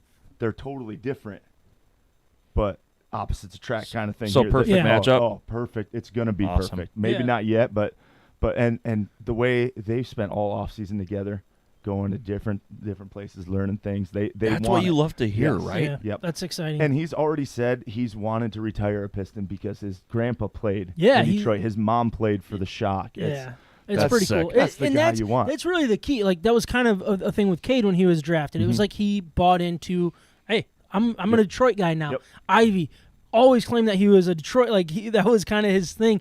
Those are the guys that you need because otherwise they will leave. That's just the way the NBA works. It's nothing against the Pistons, nothing against the city, nothing against anybody. Yeah. It's just the way that the league works everywhere. You had Superstars. LeBron James leave a really, really good team Yeah. because he Multiple wanted to go times. to a different, like a better place to build his brand. Sure. That's what the NBA does. But if you have guys that are happy with where they started, they're not going to go anywhere. And That's important. the Pistons, more than any Detroit team, has to build through the draft. Yep. Because who's the best Piston free agent signing of all time? The answer is Chauncey Billups, but they didn't know it at the time. Yeah, right. He wasn't a splash. Like maybe Antonio McDyess. Yeah, I mean, after they won it to take Mehmet Okur's spot. Like Rashid was traded, Ben was traded, Rip was traded, Tayshaun was drafted. All the bad boys Pistons were drafted. It's Mark Aguirre traded for. It's you don't get that's good. You don't get it. big names. And you gotta be able to keep your guys once you have them. Yep. That's the next right. part. And I hope that it continues. I hope they continue to build. They got a great young core. Yeah, I'm really excited about it. I'm not going to be sitting there watching every night yet. I'm not Sure. a big enough basketball guy yet. Yep. But when this team is good, I will be. It'll at least be You had on, to have in you know like what I mean? 2003, 2004, right? dude, it was must-watch TV. I had like watch parties all Yep. the time to watch these Pistons man. games, and Oh, man.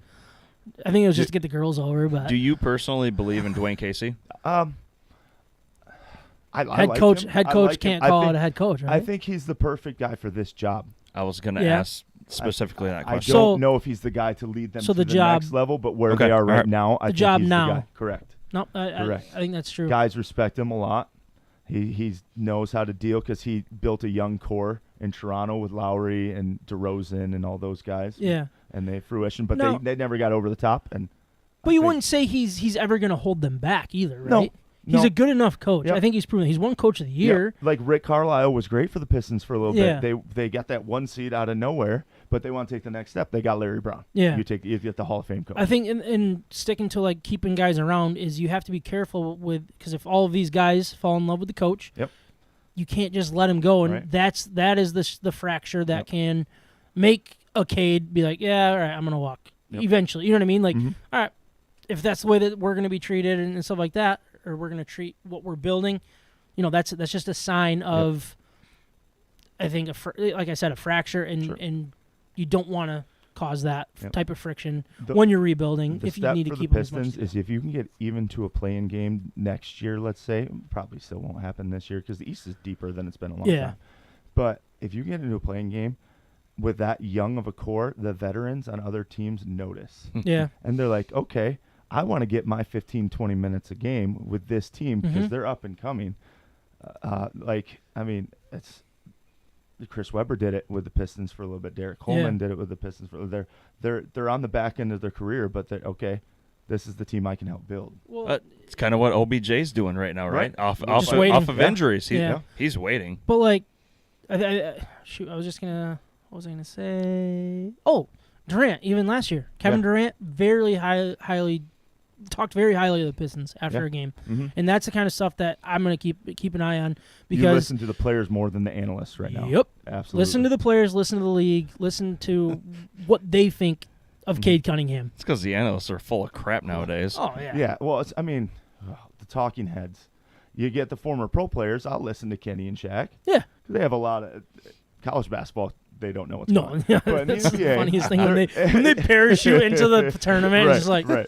But the awkward. NBA, they've been a part of it for so long. They understand the Mm. little nuances of everything. But then, like, you Skip Bayless, Stephen A. Smith, I'm not going to listen to what they say, man. no chance. Not Garbage. a chance in this world. Max Kellerman can talk to about boxing, Yeah. and that's it.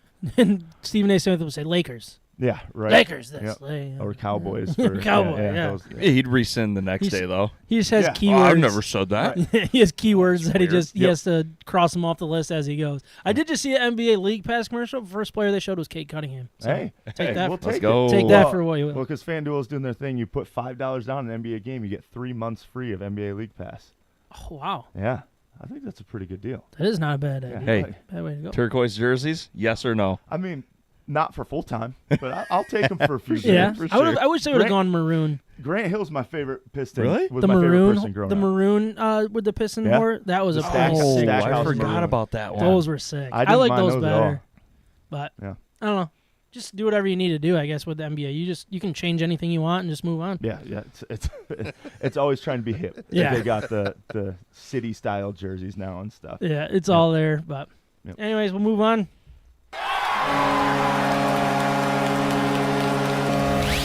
From the Red Wings to Michigan State, we're talking about it. This is State of My Sports.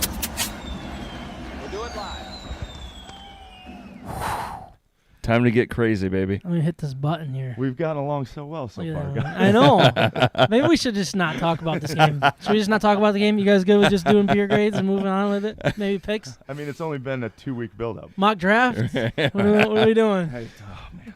Oh, finally. This is the last podcast that we can go through this while we've lost to Michigan State. Because it's not going to happen. It's hate week. Michigan State. We are not going to lose this game. Michigan. Look, I'm a Michigan I was going to fan. say, we only have so much we. This is the we now. This is gonna get ugly. No, this is gonna be a lot of fun though. Look, here we go. Let me do my little thing, then we'll get into it. You guys good with that? Yep. Do it. All right. Oh, I'm so excited. This is way different from last year. That's where I'm going to start. Last year, both teams sat at undefeated 7-0. Both teams ranked in the top 8. Outside of bragging rights, in state, friends, family, brothers and Who sisters. has friends from the other side of things? Yeah, right. outside I know of I do. outside of that, this game means diddly squat. It means absolutely nothing. Kind of like last year ended up being. It meant nothing in the long run. Michigan did what they did. Michigan State did what they Luckily. do, which I said would happen. No, we don't need to get into that. On air, off air. Oh, man. It was on. I was all right. So real quick, I went back at a previous show sheet from the preview of last year, and I had written down. I was like, I'm gonna duck for cover, but this game doesn't mean nearly what we think it does. Oh, my goodness. And I said it as like, look, if Michigan wins, but then Michigan State wins out, Right. it doesn't matter. If Michigan State loses or wins and Michigan wins out, Yeah. it literally meant nothing. And I nailed it. And that's the one thing I've ever been right on. What episode are we on? 178? It's because you're always I'm going to circle that. you're always in the same division as Ohio State. Exactly. And as much as this game Doesn't we that think, suck? as much as we think this game means, it never means anything. It really never does. Except for It- 2015.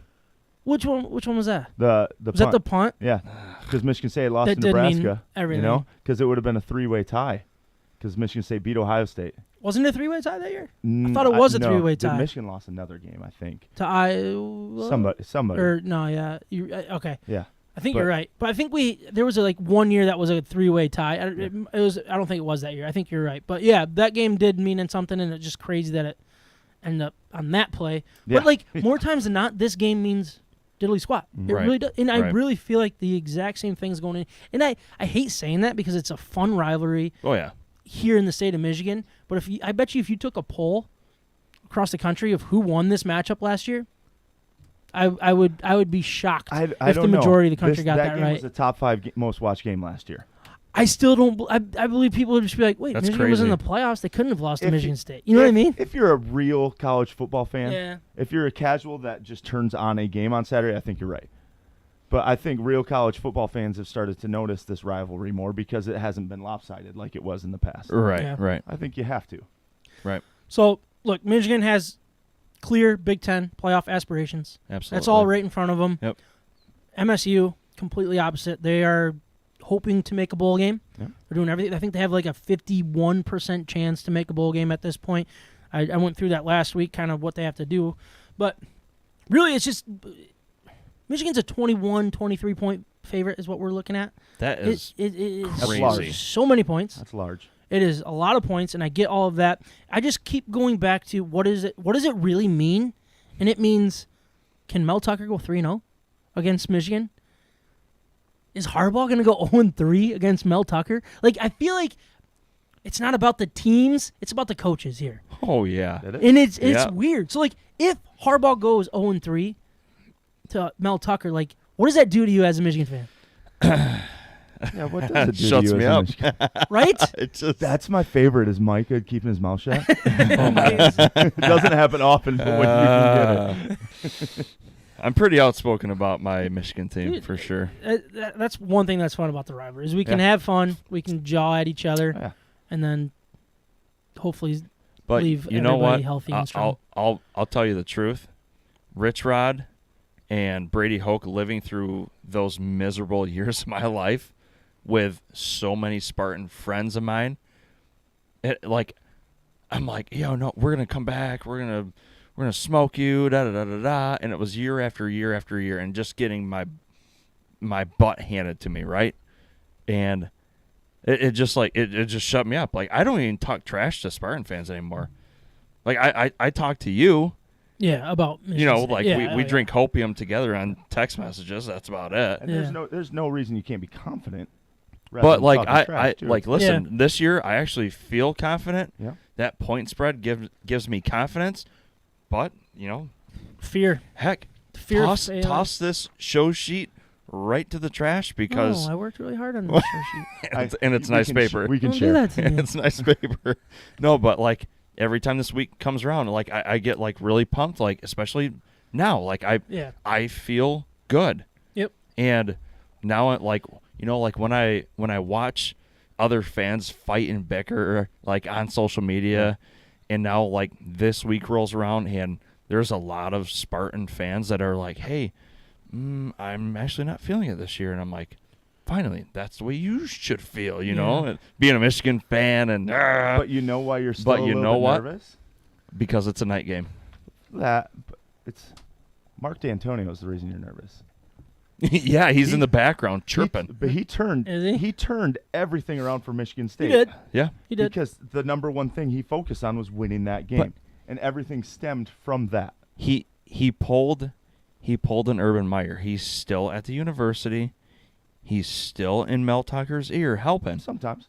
Yeah. Absolutely. But I mean, you also see him at Pittsburgh with Narduzzi. You've seen him at where the Tressel defense coordinator is at Cincinnati with Fickle. He was with them too. He's in a lot of universities right now, just visiting. Sure. So then So anyway, sorry. For the Mel Tucker side. So for Harbaugh's side, for me, it's like, I don't care. I really don't. I don't care what he does against Michigan State. I care about the results. I really do. And I can sit. I've lived how many years straight now of losing to Michigan State?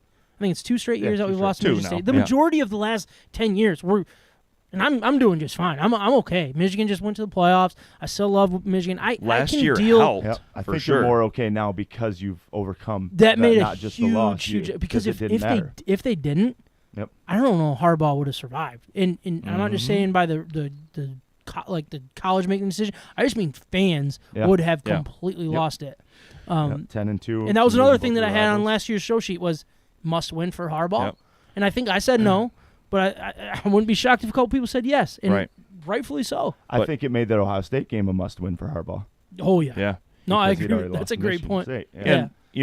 And thus far, that train is still rolling, which is nice to see. Like rivalries aside, I think seeing Michigan do well is good for college football. Yeah, It is. You know, like It It's good for the Big Always. Ten, too. The Big Ten needs especially somebody this more year, than Ohio State. Man, to Big be Ten's consistent. bad. I mean, when Illinois looks really, really good, God almighty. It means the Big Ten's really, that's really bad. really, really weird. So from the Mel Tucker side, I don't necessarily think it's like you don't need to beat Michigan to be like, hey, we can do this. We know that Mel Tucker's teams can go in and punch Michigan in the mouth and beat them. Of course. We're not proving anything. The only thing that in my opinion, that they're proving is they're not going to let this year 3 spiral out of control and maybe linger a little bit longer than they need to. I think what they did last week was awesome. 2 weeks ago. Fighting Wisconsin. Was it pretty? No, not necessarily. I think they should have lost that game. Win. There was some really bad coaching decisions. There was some really questionable things. Penalties were awful. Yep. But they survived. They didn't let that change them, and they just kept fighting, and they showed a pulse. They showed that they're not going to roll over and die. That, I think, is exciting from a Michigan State side, where something to build on. That's really what this is about, is continuing to build. Now, if you lose this game by 30 and you go out and win a couple more games, no harm, no foul. It doesn't matter what you did against Michigan. It's not necessarily what happens in this game. It's about, all right, how is this team going to respond for the remainder of the season, Right. and how are they going to move into the next year? Because, look, I'm not saying Mel Tucker is not going to work long term. I'm not saying he's overpaid. I'm not going to do any of those things. I think that's low-hanging fruit. But at the same time, you can't let it keep spiraling. Correct. You can't let it snowball. And this season looks like it's a snowball. It reminds me a lot of Brady Hoke. Oh, I know it's completely different because what Brady Hoke got when he came in, that's like the recruits that he got in. He had a pretty good team and was able to do what he did and have a successful season. Completely the opposite. What D'Antonio left for Mel Tucker was a complete crap show. The juniors and seniors were still all right. Yes. There was still a lot of talent on that roster, but the bottom of the roster that had to develop again by year 3. And the recruiting was bad too. Now, completely different world now with NIL or like transfer portal, and it's easier to do these type of things. Right. I get all of that, but Michigan State made a statement last year, and Mel Tucker got paid for it, and this is what they're going to do. They're believing in it. Yep. Don't let them down because people can quit. People will jump ship just as quickly as they jumped on your ship. Well, especially with the transfer portal, with the questions like the jumping ship with recruits and stuff. Like you're not committed until you're there. let me hit recruiting for a second. Yeah. Because they were 2-4, hadn't beaten a Power 5 team. They lost 1 recruit out of that. That's it. That's a huge deal. Look at Texas A&M. They had the number 1 class. They're about to lose probably 8 freshmen Are they? to the transfer portal of the number 1 class in the country.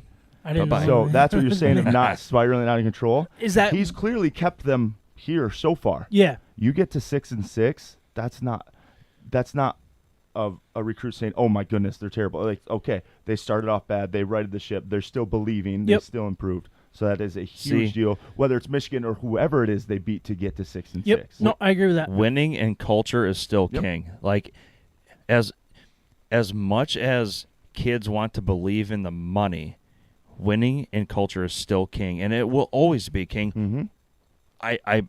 I'm going to say that from my heart and from what I believe, because I think it's, you got a lot of desperate kids. You have a lot of desperate families out there, unfortunately, right? Mm-hmm. And there's a lot of kids taking. I mean, what's the kid from that's going to Miami? He took like a $9 million deal, or there's a few of them or something Yeah. wild like that. Yeah. Like, I mean, it's a desperate kid. I mean, will that kid ever sniff an Is NFL field? Is it the I don't desperate know. kid or is it the desperate parents?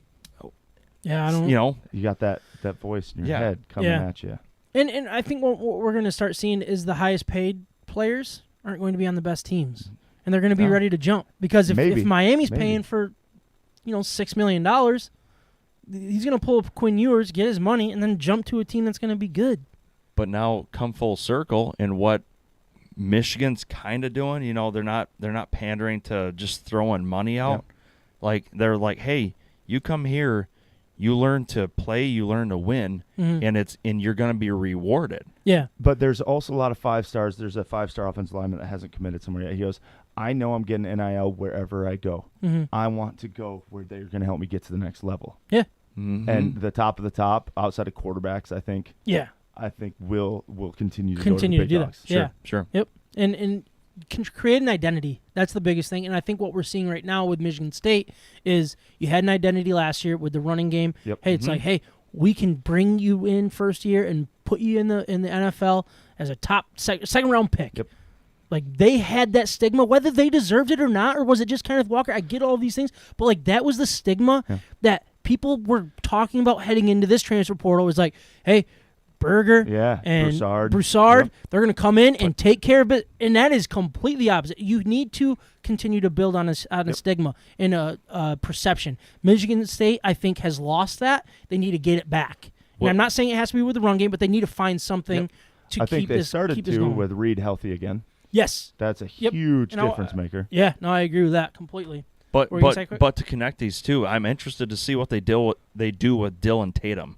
So Dylan Tatum is Donovan Edwards' kind of protege, coming out of, I think, Bloomfield Hills. Like, hey, like if Michigan State is saying, hey, we're a running team, you know, with Kenneth Walker being this example, and Dylan Tatum is saying, you know, like Donovan Edwards, hey, you can stay at Michigan, but I'm going to go create my own path at Michigan State, and we're going to be a running team. Last game.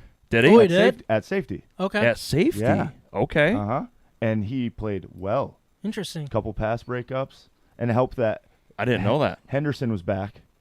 Big part. Because, I mean, he's not moving like he can, but the voice, because you're leading a bunch He's of your guys. leader. Yes, He's your leader on a that bunch defense. of guys that are new to the program to an extent. And I think that helped Tatum play way better because having him next to him all the time. You just I didn't know that. Yeah. So okay. I think everybody comes into these games and says, "Oh, throw the record out. Throw the record out." And I get that. You can't. Yeah. Maybe so to the point spread. The way I want to look at it is, you throw the records out the window and you play this football game. But when you're talking about heading into it, you don't throw out what we know. We know Michigan's a freaking great football team. They're good, if not great. I think we're still wondering how great they can be. But they're very good. They deserve to be where they are in top 4. People also think greatness because Ohio State can score so many points so fast. Michigan doesn't need to do that. Exactly. Michigan can It's a different. and keep their defense fresh, and then their defense can dominate when they're out there. Yeah. There's like this Michigan team. I mean, again, their schedule hasn't been murderer's row by any means, but this is what used to look like a dominant team. You know, like this Nebraska in the 90s. Yeah, LSU and Alabama in the early 2000s. Yeah. This is what they used to look like instead of throwing it all over the field all the time. But is Michigan going to change that this week? Because Michigan State, they're not great against the run, but getting Jacob Slade back, they're formidable. Yep, Slade moving Windman where he should be. The obvious deficiency is in the corners. Does Michigan open it up? Because they haven't truly opened it up yet to McCarthy. Yep. Like, they showed a little bit against Penn State. I mean, they didn't have to. Right. They I mean, if you run for 400 yards, I wouldn't open it up either. And this is going to be the question, because this is what happened last year with Cade.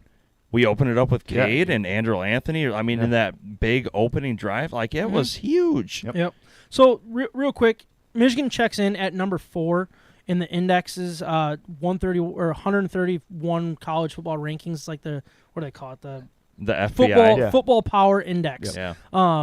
Which, I mean, they're projected to win 11.2 games this season, and with a 48.8% shot to return to the college football playoff, which is second best in the Big Ten, obviously behind Ohio State. Sparty owns the number 42 position in the computer's national rankings, estimated to win 5.3 games this season with a 55.3% chance to make a bowl. The Football Power Index is the rankings, basically prediction model. They measure, they throw in simulations and kind of build it that way. Recruiting numbers. Do they? Too. Yep. Okay, so it's just like a lot of. It's probably what the BCS used to kind of do. To an extent. But it's just the computer part now, without any voting or anything. Gotcha. So that's kind of where we're at there. So what I want to do next, if you guys are cool with it, is say why Michigan State will win this game. I know it's unlikely, but if it happens, how did they do it? Do you have like a path to victory that means something for your Spartans? Well, it has to be forcing turnovers on one side. It has to be, which Jacoby Windman's been really good at forcing turnovers. Oh, yeah. So they're switching back to their 4-3 defense, which is what you should play against Michigan, because if you put a 4-2-5, Michigan's just going to run all over whoever that nickelback is or whoever's playing that position. So force turnovers. I hate it, but you have to make them throw. Yeah. You have to make Michigan play like they don't want to play. Yeah. No, I agree. Even though I think Michigan can do it, yeah, and it's Michigan State's weakness, you still have to make them. Yep. Offensively, it has to be Reed and Coleman consistently all day. Oh, yeah. They have to win their one-on-one matchups. You have got to dominate all day long on offense for MSU. Because if you look at positions, like I love Michigan State with all my heart, and I hate Michigan with all my heart. But you pick Reed, Coleman, Windman, and Slade and put them on Michigan's team and maybe start. That's it. Yeah, that's it. And Behringer, the punter, don't forget about that. He's great. Well, we have a really good punter team. Yeah, that's true. I know. Well, ours has had a lot more opportunities, so he's consistent. That's true. Yeah, he's like Jack Fox. Like, oh my gosh, this guy's amazing. Yeah, What's going on? right. But yeah. So the one position that Michigan State may have any sort of advantage on is wide receivers, and that Michigan's DBs are good, but Michigan State's wide receivers are also very good. Yeah, and I mean, so Reed, they have to win it. I would argue that Reed might be the best wide receiver in the Big Ten. If you don't look at Ohio State's wide receiving core, I think he is. Absolutely. And honestly, I think it's comparable. Yep. I really do. I think he's that good. I think he would fit legitimate, very well into Ohio State. Yeah. He's a legitimate NFL talent. Yep. He's probably the only NFL talent you have on offense right now. Yep. But at least that we know of. I think Coleman could get Coleman there. is working his way to be that. Yep. I really like what Trey Coleman's done. Keon Coleman. Coleman. Yeah. Trey Mosley Trey also Mosley. is a solid number 3. Dependable guy. But another one, though, is I think the last couple of games, tight end Daniel Barker has Barker. really – he's come on, and that's very important in these type of games. And, oh, my goodness, Malik Carr is finally healthy, and you saw him catch the 72-yard catch and run against Wisconsin. Yep. He's a freak athlete, played basketball for a little bit at Michigan State too. Yeah. And so you need to, again, like you said, but it's all passing game. You need to utilize those guys. Those guys are more out there to catch passes than to block. Yep. They're not great blockers as tight ends. I think I think their offense has the firepower. I think what you said it a little bit earlier, Thorne seemed to click. Yeah. Last week, I think, was his best game. I think he put up better numbers against Washington. Unquestionably his best. But it was by far his best game. What did he have? So he went 21 of 28 for 285 yards and a touchdown and no interceptions, which is key. He had all his weapons. He was good. Yep. And Reed, fully healthy, all of his weapons were there. That's very important. But on the backside, trenches are not there. Nope. And that's where I think, you put trenches, if you have a good day in the trenches and you have this offense, you can put up some points. You can. There's no question. Yep. I just don't know how you hold up with this offense. Yeah, it's because you want to throw that deep ball, but you got to have time to throw that deep ball. And honestly, Michigan's corners are way better than they were last year, in my opinion. Yep. And that was – I know Kenneth Walker absolutely ran all over Michigan, should he have been invited to the Heisman ceremony after you've seen what he's done so far in the NFL? I thought he should have been last year. But it shouldn't be a QB ceremony. It's a QB ceremony. That's all it is. I think it's ridiculous. Yep. I don't think Hutchinson deserved to be second in voting either. I just think it worked out because it was quarterbacks. So and this guy's because of his last game was his best game against the best team. Yeah, no, I agree with that. But yeah, I do think he deserved to be there because there's no reason to have 4 quarterbacks there. Right. Makes absolutely no sense. But Sorry, that's an argument for another day. But I do love where your head's at. Yeah. And Corum does not deserve to be there. Not yet. But we'll see. Because he has an offensive line that Walker did not have. Yes, that's the craziest part about it is what he did. But outside of what Walker did, obviously ran all over Michigan last year. So many key plays of Reed making plays, of Thorne making plays. That in fourth key down moments that absolutely wouldn't have mattered what Kenneth Walker did if those plays weren't there. Those are the plays that they're going to have to continue to make. More than they did They're going to need to make a lot more of them. Yep. And there's going to be trick plays. Yep. Yeah, flea flickers. There's going to be a lot of trick plays. It's going to be an interesting playbook for sure. Is D'Antonio going to be in his ear like, hey, this is the time? Come on now. Tucker had 17 flea flickers last year. He knows what he's doing. All right, Michigan. Why Michigan wins, Micah? it's gonna be a lot of Blake Corum. Mhm. I honestly, like, I know that Michigan State is going to be overly ready for the run game, but it is still going to just be bullying Michigan State in the trenches. There's going to be probably a splash of JJ here and there, but Michigan's not going to change a whole lot. And you said a word that I love a lot: bullying. That's what Michigan has done, and that's what they did to love what they did to Penn State. South. I love that they did that to Penn State last week, I keep saying that, last game. Yep. And I want to see them do that again. Do I want to see high-flying offense and like big old plays? And sure, stuff? Be Yeah, sexy, that gets me right? all excited, and I jump around the garage, and I do some flips, maybe take a shirt off or two. I love all that stuff. How many shirts do you wear? 7, Okay. just in case. Because I don't want anybody to see, like, me without no shirt on. I'm learning a lot about you. goodness. No, but like, obviously we'd love that. But how we bullied a top 10 team last week, and probably what they did, and Iowa. I said last week again, and Iowa. But like, I want to see them do that to Michigan State so bad. I don't want them to just, high flying. If you like big play after big play, I want to see them kick them in the face, and then when they're down, kick them in the nuts, and then run on their face. I want to bully them. That's what I want to see. You need to do what you do best, but have a little bit of balance, because what Michigan State is going to do, what are they looking to do? No offense, this is their Super Bowl right now because they have nothing else to lose, right? Yep. They're opening the entire playbook. They're going to have high-flying defense regardless of what this paper says. I don't care. Michigan's offense has to do what they are good at and balance it out with the passing game. The second That's you all have they got to do. The second you have to go away from what you do best is when this game becomes questionable. That means and it's Michigan not State's still in the necessarily game. it's not necessarily about the spread. It's about, all right, we need to just win, baby. Yep. Like Correct. It's going to be one of those games. You cannot waver from what you do best. That's what I want to see that. That's very important to me. Now, MSU has the 78th best or ranked rush defense, allowing 4 yards per rush and 153.3 yards per game. Like, that's just on paper. Michigan won this game on the ground. Let me give a part of that, though. Jacob Slade is Michigan State's best defensive lineman. Been out since the Akron game. He was the highest-ranked Big Ten defensive tackle against the run last year. Okay. And he was back for Wisconsin. Wisconsin didn't have their normal rushing attack. I'm not saying he's going to stop Michigan. But I'm saying that 78th is not 78th if Jacob Slade's playing all year. Because it's not necessarily about what Jacob Slade will do. It allows other players to do other stuff. Correct. He's going to attract double teams. That's a really good point. Corum, obviously going to be a big name in this. He's going to get a lot of touches. He's put up some incredible numbers. So he's got 901 yards, 13 touchdowns. I feel like this could be another opportunity for him to continue to stack some points. Or some numbers and make him an argument. We also have Edwards, too.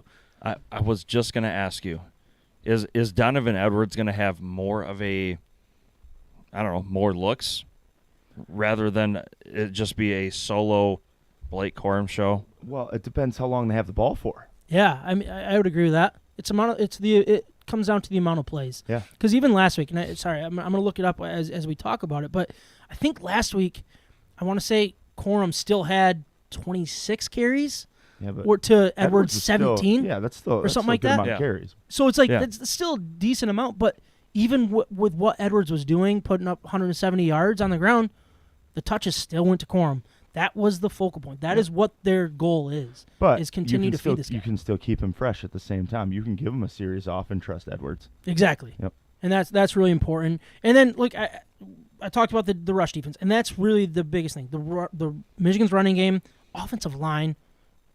I'm jealous.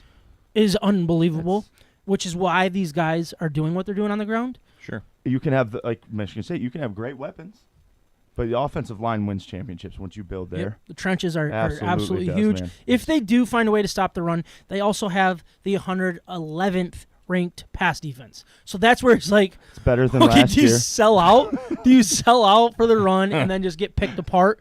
I think that's what, if I were Michigan State, you got to do that. You have to sell out for the run and make JJ beat you. Exactly. That is, Yep. I think.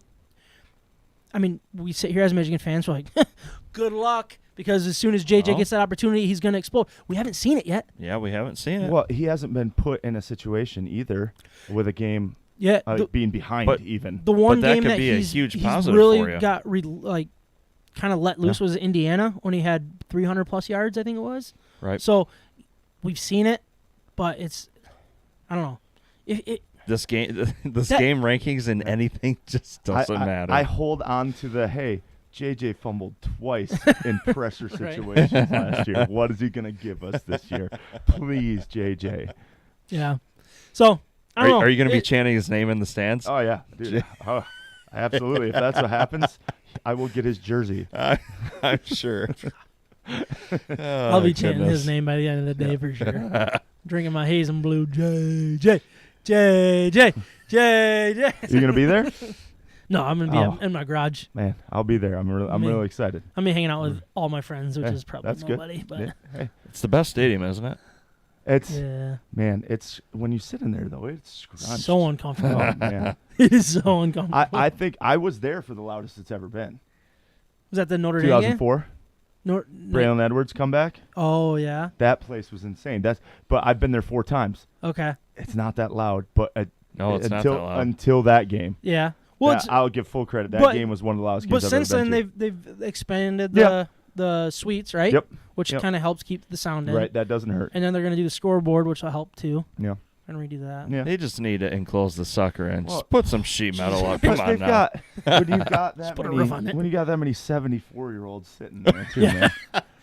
Yeah. It's like I'm Let me going turn to my thing up, make it's like sure a I'm Hope loud College basketball game. You got all the super old alumni there supporting, so it looks like a huge crowd, but it's still quiet. I feel like I've got to do extra work every time I go there. I look like 2 rows down. I'm like, are you guys alive? Yeah. I've got to scream double for you. Okay, thank you. It's the same way I feel about Michigan State's student section, though. They suck. Yeah. Really? They just want to chant F Jim Harbaugh, Yeah. and then if the game's not going well, it's halfway emptied by halftime. Oh, I yeah. hate it. Good That grief. game. It wasn't that way in the past. The last 6-7 years, Yeah. it's been bad. And But you have that's- a season tickets, don't you? Yep. But that's also the tell of the ages, man. Yeah. They can go back home, watch a game, any game they want. Yeah, to, exactly. drink. They can turn on the better football game. Right. They have the 80-inch TV screen right in front of them. Yeah. So you are going to the game, though? I am. Oh. First time I've been there since 2009, 8, Okay. when Michigan State, when D'Antonio finally got that first win there. All right. Yeah, which, it was Stephen Threet, so I'll take it no matter Where's how he now? I get it. He's playing for the Patriots, right? Who? No, Stephen Threet. No, I'm I just for Michigan. Hoyer is. For I think Michigan he's State. selling insurance Michigan to the State Patriots. he was the quarterback for Michigan State. Was playing he? For the Oh, Patriots now. really? Yeah. Tom Brady got Hoyer a ring. That's true. Yeah, he did. Thank I you. think multiples, right? Yeah. He's no Drew Henson, though, boys. But then what about Kenneth Walker declaring Wake Forest as No, a he school? didn't. He didn't. It's fake. Did that come out? It's fake. It's Oh. fake? Yeah. Is it really? Like you went 500 Michigan State fans went to the website right afterwards and it says Michigan State. It was smooth by Michigan. That fan was to put really. that, I thought it 'cause was a lot of real. people bought it. I bought it at That's first. I was like, awesome. why would he do this? And then I went to the page and it's Dang. Michigan State. That's too good. Man, come on, man. You're better than this. Well, you meant everything to us. Wake Forest didn't miss you. Mel Tucker will pay you $7 million to put Michigan State on there because Right. that's how he got his money. Was on your back. All right. What are your predictions for this game? What? What are your predictions? What do you You predict is can't going to just happen? drop that on me. That's part of it. You Want just me wait to till I go get first to for my it? hypothetical. Yeah, first you so you might can want think. to. What do you think's going to happen? Well, the worst game I've seen in a long time was that 44-7, 4 years ago, something like that. But that D'Antonio was on his way out already. Yeah, He knew, yep. and the team wasn't more talented than this. I believe the team has more fight right now, especially because they won the Wisconsin game. So I don't think it's going to be any blowout like that. Okay. I see Michigan by 17, Yeah. somewhere around there.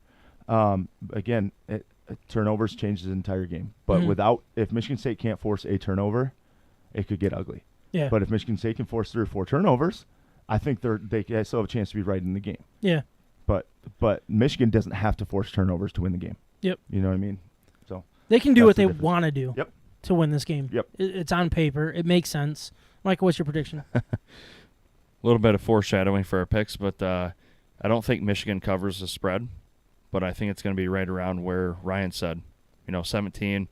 Could be 21. Mm-hmm. But according to a lot of the spreads right now, I think it's at 23. So yeah, 21-23 is what I'm saying. I put 23 for our picks. I don't think Michigan covers the spread, to be honest. But my other thought at the end is it could be a 14-point game where Michigan State hung around for a long time, or a 16, 17-point game. If Michigan has the ball, 20-yard line with 2 minutes left, they're not going to take a knee. No. I don't think they will. I agree with that. See, that's my other thing. I think the score may look like worse than the actual game was because of something like that. That's kind of where I'm going, but I'm going the opposite side. I think it's going to be more of a blowout, never a doubt of how this game's going to go. 27-point game, but then Michigan State could score late to make it a 20-point game. Something along those lines, or maybe like 24 to 17 type I can thing. see that both ways, I think, for sure. I think it's going to be a late touchdown that decides, all right, who covers and who doesn't. Because that's going to make a big difference. One thing I do know is, look, is there was a stat like Mel Tucker hasn't lost a game by single digits yet. I know that's at Michigan wild, State. isn't it? So it's like it's going to be a double-digit win, or Michigan State's going to be right here in this game. And look, I'm nervous to say that Michigan State has no chance to win this game. You want 2013 in reverse so bad. So bad. The negative 48 rushing yards. My gosh. I'll be honest, that's the best feeling I've ever had at a football game. I want this to be the biggest butt whooping of all time. Because I really do. It wasn't flashy. Right. They pounded They them. just, And that's what you want. That's the exact same thing you want. I want to bully them. I can't blame you at all. And I want them to walk away being like, holy F, I don't want to play them again next year. Yeah. Like, that's what I want. Yep. I just want a repeat of the way we beat Ohio State last year. That would be sweet. A little bit more of a blowout, personally, in my opinion, but it would make me feel better. Yeah. I mean, that's you're saying Reed and Coleman are going to make some plays, but Michigan controlled the line of scrimmage the entire game and really controlled the game. Oh yeah. Yeah. Like that's how I felt when I look back at it. But in the moment, I was terrified. I'm like, yep.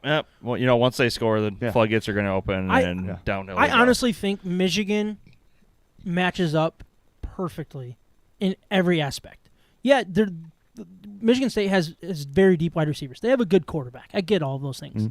But Michigan's corners and safeties are playing incredible football. They're playing than what so I good. expected. They're playing well. They're playing incredible. And then our run defense is really, really good. Outside of just like random plays here and there that some guy breaks for one, and that just throws the numbers off. But like their run defense is sick. I think they're top. I think they're top 10 in both. Run last week. I think they're top 10 in both run defense and pass defense. Yeah. I'm pretty really? sure. Okay. Now look, we all know the schedule is not that tough, and that can skew some things. How the landscape's changing with the schedule, though. Yeah, I think Michigan matches up so perfectly. They can run the ball extremely well. I think they have depth at wide receiver, and they have a quarterback who hits everything at 15 yards or 20 yards or less. He's 77% percentage in completion percentage. That is unreal numbers, and he's missing the deep throw by inches. And I get that. Like that doesn't mean anything. Sure. But like this dude is accurate. He takes care of the football for the most part. I trust what he's doing, and not to mention the legs. Like I just think everything. Mobiles, I'll get out. Michigan's offense matches up great against Michigan State's defense, and Michigan's defense matches up great against Michigan's offense. That's the way I'm going to look at it. And if you don't have a potentially offensive rookie of the year on your squad, I don't see how it works. Yeah, I just don't. The legs is what kills me because Michigan State's going to send a lot of guys. They have to blitz. Yeah. And they started to against Wisconsin again because of being healthier, and Windman got to play linebacker and was able to blitz from that position. Yeah. But if you let JJ get out of it, that's where like Cade, at least he's more of a in the pocket quarterback. JJ, if he gets out of it, he can make things happen. Yeah, I see MSU sending the house a lot. Right? Yep. Yeah, they do. You gamble. Hypotheticals for you guys. Here we go. Let's go. All right. Let's see if I word these right. I've been trying to work this out in my head. All right, Micah. If I could have you sign on the dotted line, see, I can't even say dotted right. That's how messed up my brain is. If I could have you sign on the dotted line that Michigan loses on Saturday, but goes on and wins out, beats Ohio State, wins the Big Ten championship, and goes to the playoff, would you take it? Oh, no doubt. You would? Are you kidding me? You took it last year just fine. Okay. Damn straight. Right. So you would take that for a heart, no doubt. Yeah, and any Michigan fan that doesn't take that, you are dead to me, and you are not a Michigan fan. Yep. Okay. I thought it was a better hypothetical. Oh my gosh, sorry, hold on. No, I would do it in a heartbeat Okay, too. sorry. All right. I'm like, wait. So now my question for Ryan. Yep. You can beat Michigan, And lose out. Yep. and Michigan goes on to win a national championship. Or you just lose this game and move on. I don't ever need to see Michigan win a national championship. So- One of my favorite things is that they didn't. Michigan State made 3 Big Ten titles before Michigan did, and they just had to stop talking for a little bit. And if they won a, You just want to if they keep won that a number national 3? championship, are you kidding me? I mean, So you would rather lose this game than watch Michigan go Yeah. out and win a national Yeah. championship? yes, Yeah. absolutely. Is it close? All right, so let's remove national championship. Yeah. Make it to the national championship. Make it? Does that change it? No, You still don't want to see it? no, I don't. I absolutely don't want to see it. I don't think you guys want to see Michigan State ever make that. Nope, I think you. I'm hated right there seeing with them you. I'd have I cry. would it. be right there too. No, that one win is not worth it to me. Okay. I mean, because I've like 10-4 in the last 14. You move to 10-5. I'm still real happy with the way the last 15 years has played out overall. Yeah. You know, These are basically some really good would you rathers. You Yeah. got to come up with more of these. Sports related. I'll take non-sport. I thought it would like cause a little more questions. Why is Carrie communicating on the YouTube? Are we Are we off Facebook right now? I'm Why is confused. she saying I think so. She's saying super Are we? inappropriate words. I on think there, so. too. Yeah. Why are we off Facebook? I don't know. Did somebody else say something? No. I texted you a while ago. I Oh, you didn't want to get you off your game here, What but happened? we're going to keep moving. I don't know. What? No. I'm not one with the computers. Well, F. Well, we're going to keep going. All right. Keep this show rolling, baby. Moving on.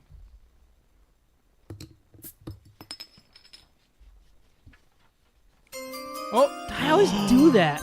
Mock draft 1.0. Oh, no. All right, moving on. You guys were on your way earlier. That still gets me excited. BettingHero.com. Oh, They're our sponsor. Go to bettinghero.com, type in promo code MIBETS. If you're interested in sports betting, I don't recommend it because it will kind of ruin Just football for ruin you in a your lot of life. ways. You Ruin don't how- watch the game the Ruin same way. spending time with your children. Yeah, you like wake up at 2 a.m. Oh, did they win this 10:30 start? Or you go to bed at 2 a.m. Yeah, that's it. You become a rabid dog one way or another. Did Hawaii cover? Yeah. It's looking at, I might have done that on the Hawaii Vanderbilt game in the very first game of the year. Hey, college football was on. Come on. Oh, you have to. You have to. If you're interested in sports betting, you start at bettinghero.com. You sign up. You say, I live in the state of Michigan. Promo code MIBETS because that's who we are. And then what they do is they'll lay out all of the best promotions available. Because you sign up for all these different places. They're like, here's free money. Here's free money. Here's a free bet. Here's a free $1,000 bet. We'll match your bonus. All of those are out there. You just got to take advantage of it. And bettinghero.com is the best place for that. Let's get into our picks for the week. Micah, 5-3 last Let's week. go, baby. Ryan, we're 4-4. I went 5-3. John, nice 6-2 week with Kyle as well. my Micah, gosh, you're are you leading the kidding way. me? You are still leading the way. 34-23. Ryan is at Let's go. 32-25. Tied with John. Then I'm 30-27. And then Kyle bringing up the rear Kyle at had a 6-2 week. 26-31. 6-2 week, and he's still 5 games under. Right? Isn't that? And he's What a a- Yankees fan. He's Oh man, kind of like. I don't feel bad at all. Well, Kyle's great. You got to meet Kyle. Oh, I'm sure he is. Kyle's a great dude. Kyle's a great But he's dude. a Yankees fan. But He is a Yankees fan. he's kind of a How do probably Yankees a look, sad Kyle? Yankees fan right now. Yeah. Said Yankees looking good is what he usually says. They almost Not- won a game. Right. All right, so we're Love getting you, into Kyle. our picks of the week. We always start with Thursday Night Football. And Ryan, give us your pick if you want. Buccaneers have looked terrible. What's that? Buccaneers have looked terrible. Oh, yeah. So we got They Ravens look at real Bucks. bad. Bucks, Yeah, 2.5 point underdog at home. Doesn't matter. I got to go Ravens right now. Ravens. I have to. All They right. I know they lost Dobbins, but they got Edmonds back, who scored a couple touchdowns for him. So Lamar Jackson has been as good, but I don't have any They look confidence so in him bad. right now. Kyle is taking the Bucks. Ryan is taking the Ravens. Micah, what are you doing? Ravens, baby. Ravens? Look, it's... Something's goofy with the Bucks. Yeah, I agree. You It's can't put your thumb on it. Like not fixable. It's not fixable. It really isn't. Giselle needs to come back. I don't know. She did, really but don't for know. Antonio. Yeah, how weird was that That's tweeting? great. Every bit of it, man. It was Holy another Wait, one what? today. Was there really? Oh, yeah. What was it today? Just of his, hug after the Super Bowl with the win. T-shirt and stuff. And it's just, What?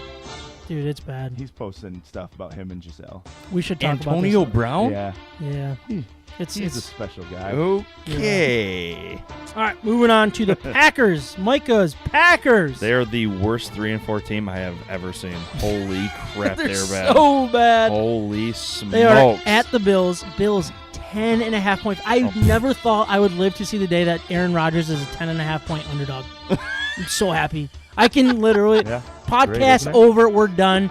My life has succeeded. Like, we're done. This is exactly what I wanted. Oh, The goodness. demise of Aaron Rodgers, and this is, Oh, I waited. I grief. made it longer than him. That's basically where we're at. You know. No. Obviously, Packers. Yeah, I already said 10.5. Kyle, seriously? Kyle's taking the Packers. Ryan's taking the Bills. Mike, did you believe already he's say in last. Bills? Mike, did you already say Bills? Oh, yeah, Or no, I sure John is supposed to did. be Bills. Sorry. You're taking the Bills, though? Oh, are you kidding What me? about you, Ryan? Yeah, I have to take the Bills. By the way, the Packers lose Devontae Adams. They finally have a draft where there's like 5 wide receivers They taking the first missed round, and out. they still can't take one. Yeah. Dude, don't even. Yeah. Oh, I don't want to hear it. You're dealing with 1 year. No, I've dealt I'm with saying, 37. Like, no, I'm saying, like, yeah, no kidding. Yeah. Like, they couldn't Yeah. figure out a way to just, I don't know. Like, Quay Adam Walker's doing Lazard. great, but I get it. Like, you should have probably traded up and gotten someone else that's not injury prone. So I do a like a confidence pool with my coworkers. Confidence? I love Confidence? those. Yeah, so you like pick does that who's do? gonna win, and then you And like how confident how you are, confident give you are them they're the gonna win. most Oh, okay. I've missed on all of my 16 pointers like the first points. 2 weeks. No. So I came up with this new plan of always picking the Packers to win for my 16 confidence because I'm sacrificing the Packers for my 16. So Good. I think I am the reason why they continue to suck, and I'm going to take that to the grave. I'm taking the Packers. You don't give Aaron Rodgers 10.5 points. I'm going to do it. I know it's stupid. It makes no sense, but that's just way too many points in NFL football. It is way too many points. So I'm going to take the Packers. It might be a backdoor cover. I hope it's a blowout. I hope they suck. I hope they lose by 10. Taking the Packers. John's taking the Bills. I don't know if I already said that. Moving on to the 49ers at the Rams. Rams, 2.5 point home underdog. Crazy home underdogs this week with a couple of these. Kyle's taking the 49ers. Ryan is taking the Rams. John's taking the 49ers. Ryan, you go first. I'm taking the Niners. You said Bills on the last one, right? I did. Yes, Okay. all right. yes. Yeah, but I'm taking the Niners. The Rams defense has just not been as advertised so far. They've been bullied to an extent out there. And their offensive line is just as bad. And there's something Stafford's not. That elbow or He's shoulder hurt. thing that he had early on, I mean, he might be 80%, but he's not 100%. Not even close. And I agree with that. Now you add McCaffrey to the Niners. Now he knows the whole playbook as compared to last week. I think that's a big difference. I'm still angry. So I was told that he wasn't going to play. So I sat him and I put in Amon-Ra St. Brown because I was worried about like his health. And then Amon-Ra St. Brown goes out one play How'd you do? Oh, my I got gosh. absolutely destroyed this week. When did you decide to sit him? I think it was Sunday morning. What? Yeah. Everything I Dude, read, they he were was gonna- playing. Yeah, he was playing like Saturday. I was getting wrong information, I guess. Apparently. Were you? Maybe you they're getting saying he's not playing for the Panthers that day or something like that. I don't know. Were you getting your info from NFL Memes IG or something? Probably. I did see one of those that was like, and Chris McCaffrey requested trade from the 49ers. Oh my gosh. All right, you got the 49ers, Michael. What do you got? I'm gonna go Niners too. I can't believe in the Rams right now. They look just as bad as Almost. the Bucs and the Packers. It's weird. I'm taking the Rams. Home underdog coming off a bye. Just Ooh, a bye. smart I didn't thing think to do. about that. All right, next you got the Dolphins at the Lions. Lions +3, another home underdog. Kyle's taking the Lions. Ryan's taking the Dolphins. John's taking the Dolphins. Michael, what are you doing? Give me the concussions. The Dolphins or Amon-Ra St. Brown? Yeah, you got most. Which one? Oh no. I'm gonna go Dolphins. Come on. Dolphins. They got Ryan? way more. So concussions Swift than might be one back. player. St. Brown might I'm be back. assuming they're both going to be Okay. Dolphins. Dolphins? It didn't change anything for me. I'm finally learning.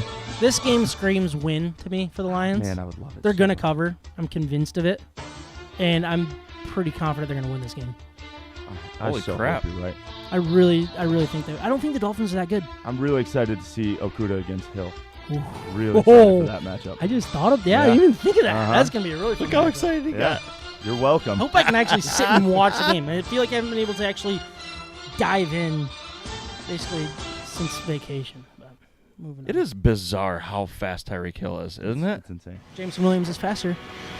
Also, Kenneth Walker, fastest ball carrier of the year so far in that touchdown. Really? Yeah, I didn't know. I didn't expect that. I knew he had good speed. I Wake didn't know he had Forest that product. speed. Wow. I Wait, what did you I'm say? not even going Sorry. to say anything. said Wake Forest product. Cute. Oh. Cute. That's all I'm saying. We got college now. 7 o'clock game. You got Kentucky, who's number 19, at number 3, Tennessee.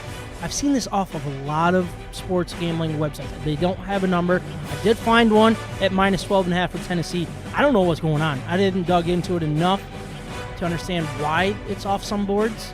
Something might be going on crazy. But, all right, anyways, minus 12.5. Tennessee for Kyle, Tennessee for Ryan, and Tennessee for John. What do you guys think about this game? If the reason is because Wilson's out at quarterback, like he was a couple weeks ago from Kentucky, then that's why. Well, that Tennessee Levis? would roll. Tennessee would, or yeah, Levis. Sorry, Levis. Tennessee would roll. Yeah. But Kentucky might be a top 10 team if he's never hurt. Mm-hmm. And so I like Kentucky minus 12.5. Not to win the game, but I like them at plus 12.5. Yeah. Michael, what are you thinking? Give me Tennessee, man. It's going to be a smoke show. Yeah, Yep. I'm going to go with Kentucky. Look, Tennessee, obviously coming off the win against Alabama, they played Chattanooga or something. Tennessee Morgan or something goofy. Like They I don't even don't- know who they played last week. It's not even a real team.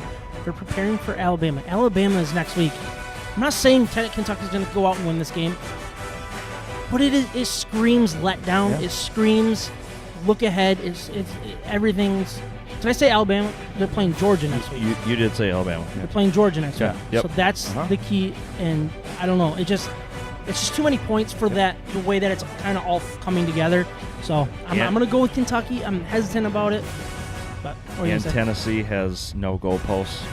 Yeah, that's a good point. So no field goals, all that. They're in the river. Take the under. All right, a 3:30 matchup. You got Oklahoma State coming off of their win against Texas, against number 22 Kansas State. Kansas State a 1.5 point favorite. Interesting number there. Kyle's taking Kansas State. Ryan's taking OK State. John's taking OK State. Where do you guys feel about this one? Michael. It's difficult. This one is probably the toughest one to take, honestly. Give me Kansas State, dude.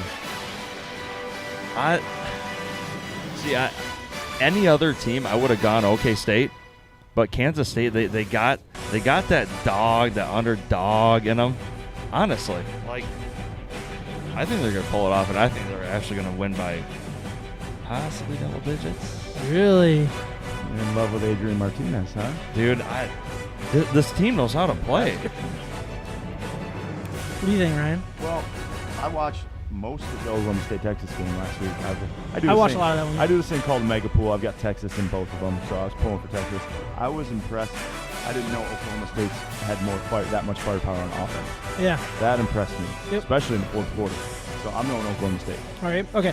I'm going to go with Kansas State because as good as Oklahoma State looked at times, they looked really Yeah, bad at other that's true. times. That's true. No, I really like what Quinn Ewers is doing at Texas. I think they're a really good team. I think they deserve to win that game. I think they were the better They team for were. the majority of the Seemed like game. it. Yep. The home field advantage made a big difference. I don't think they have that this time.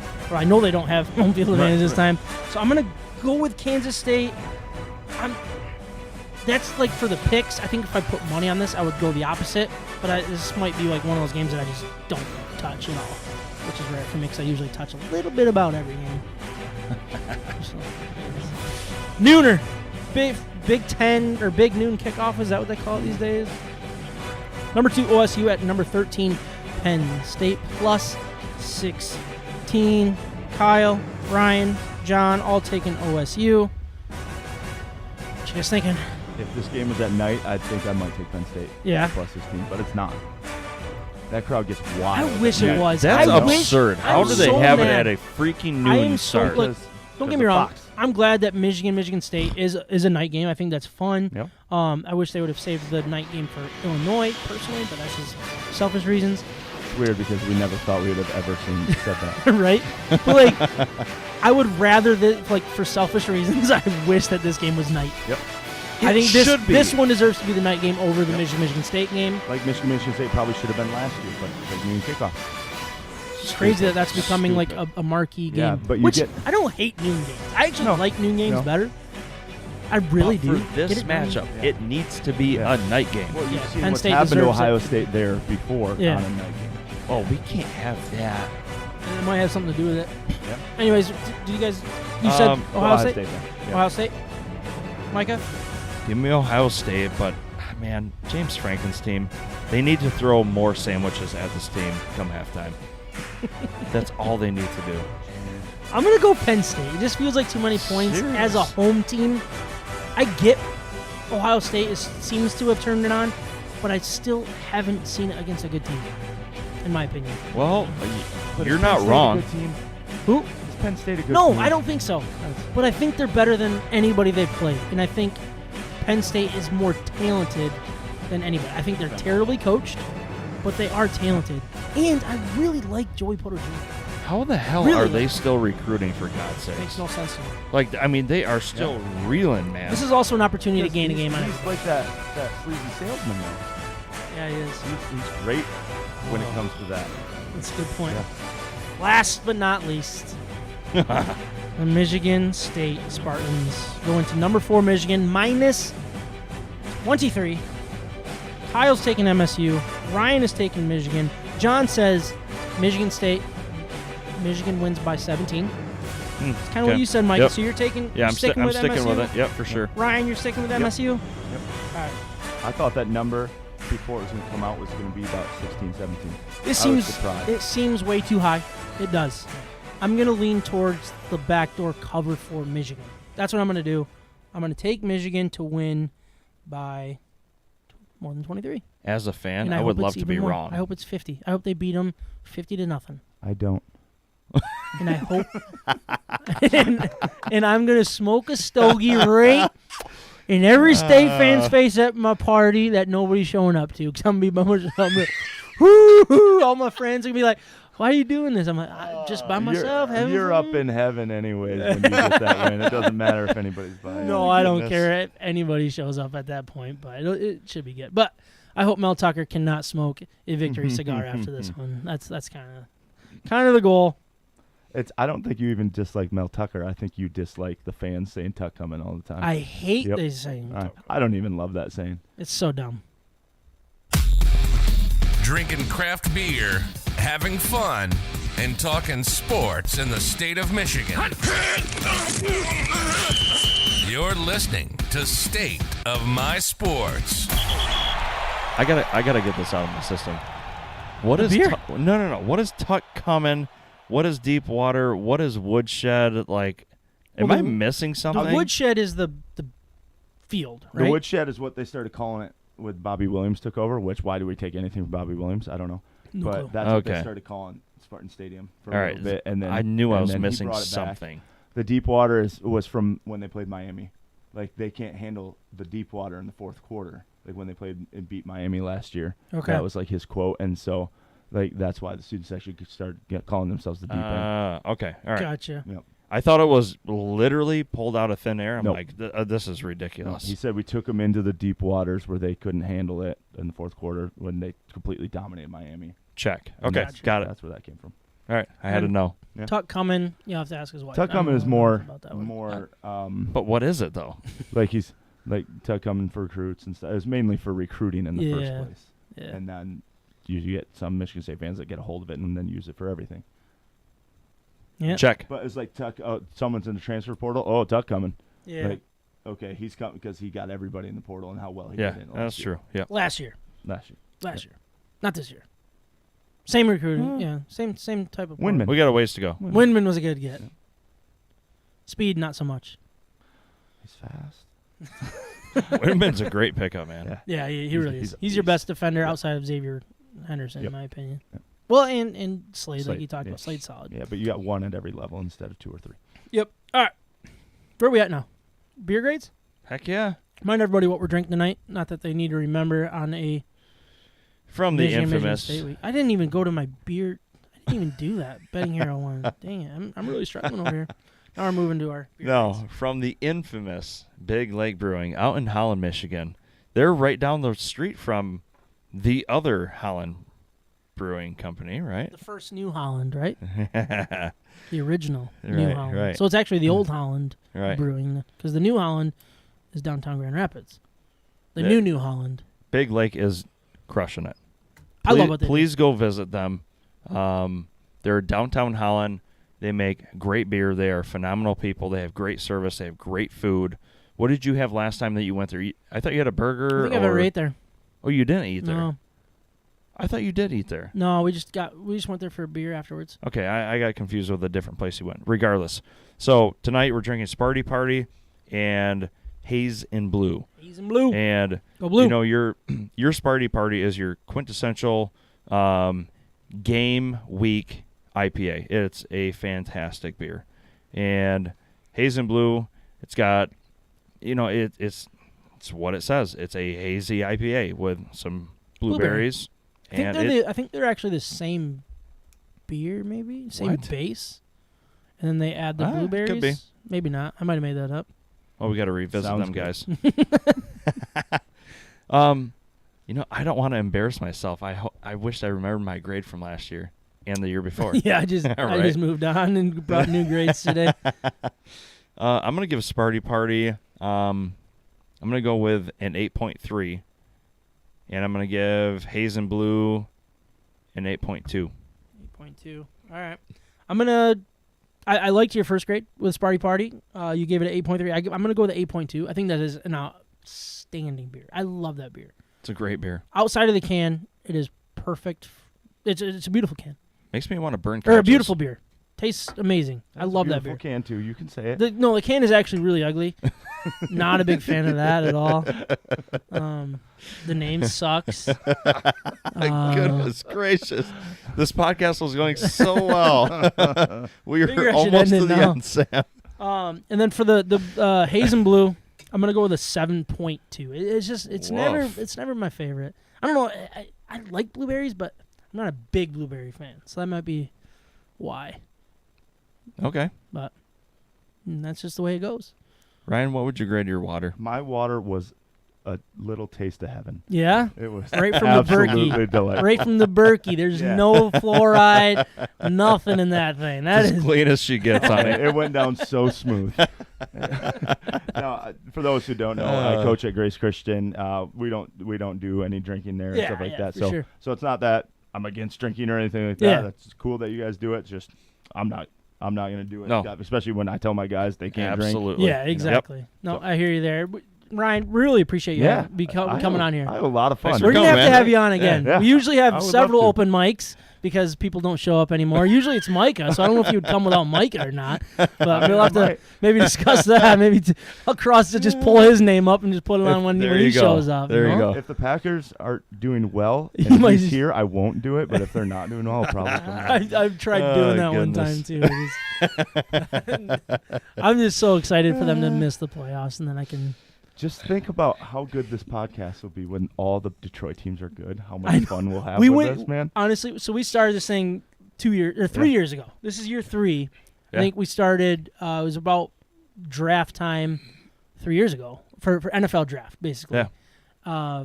And it's been the 3 hardest years in Michigan sports in my lifetime. Nobody is good.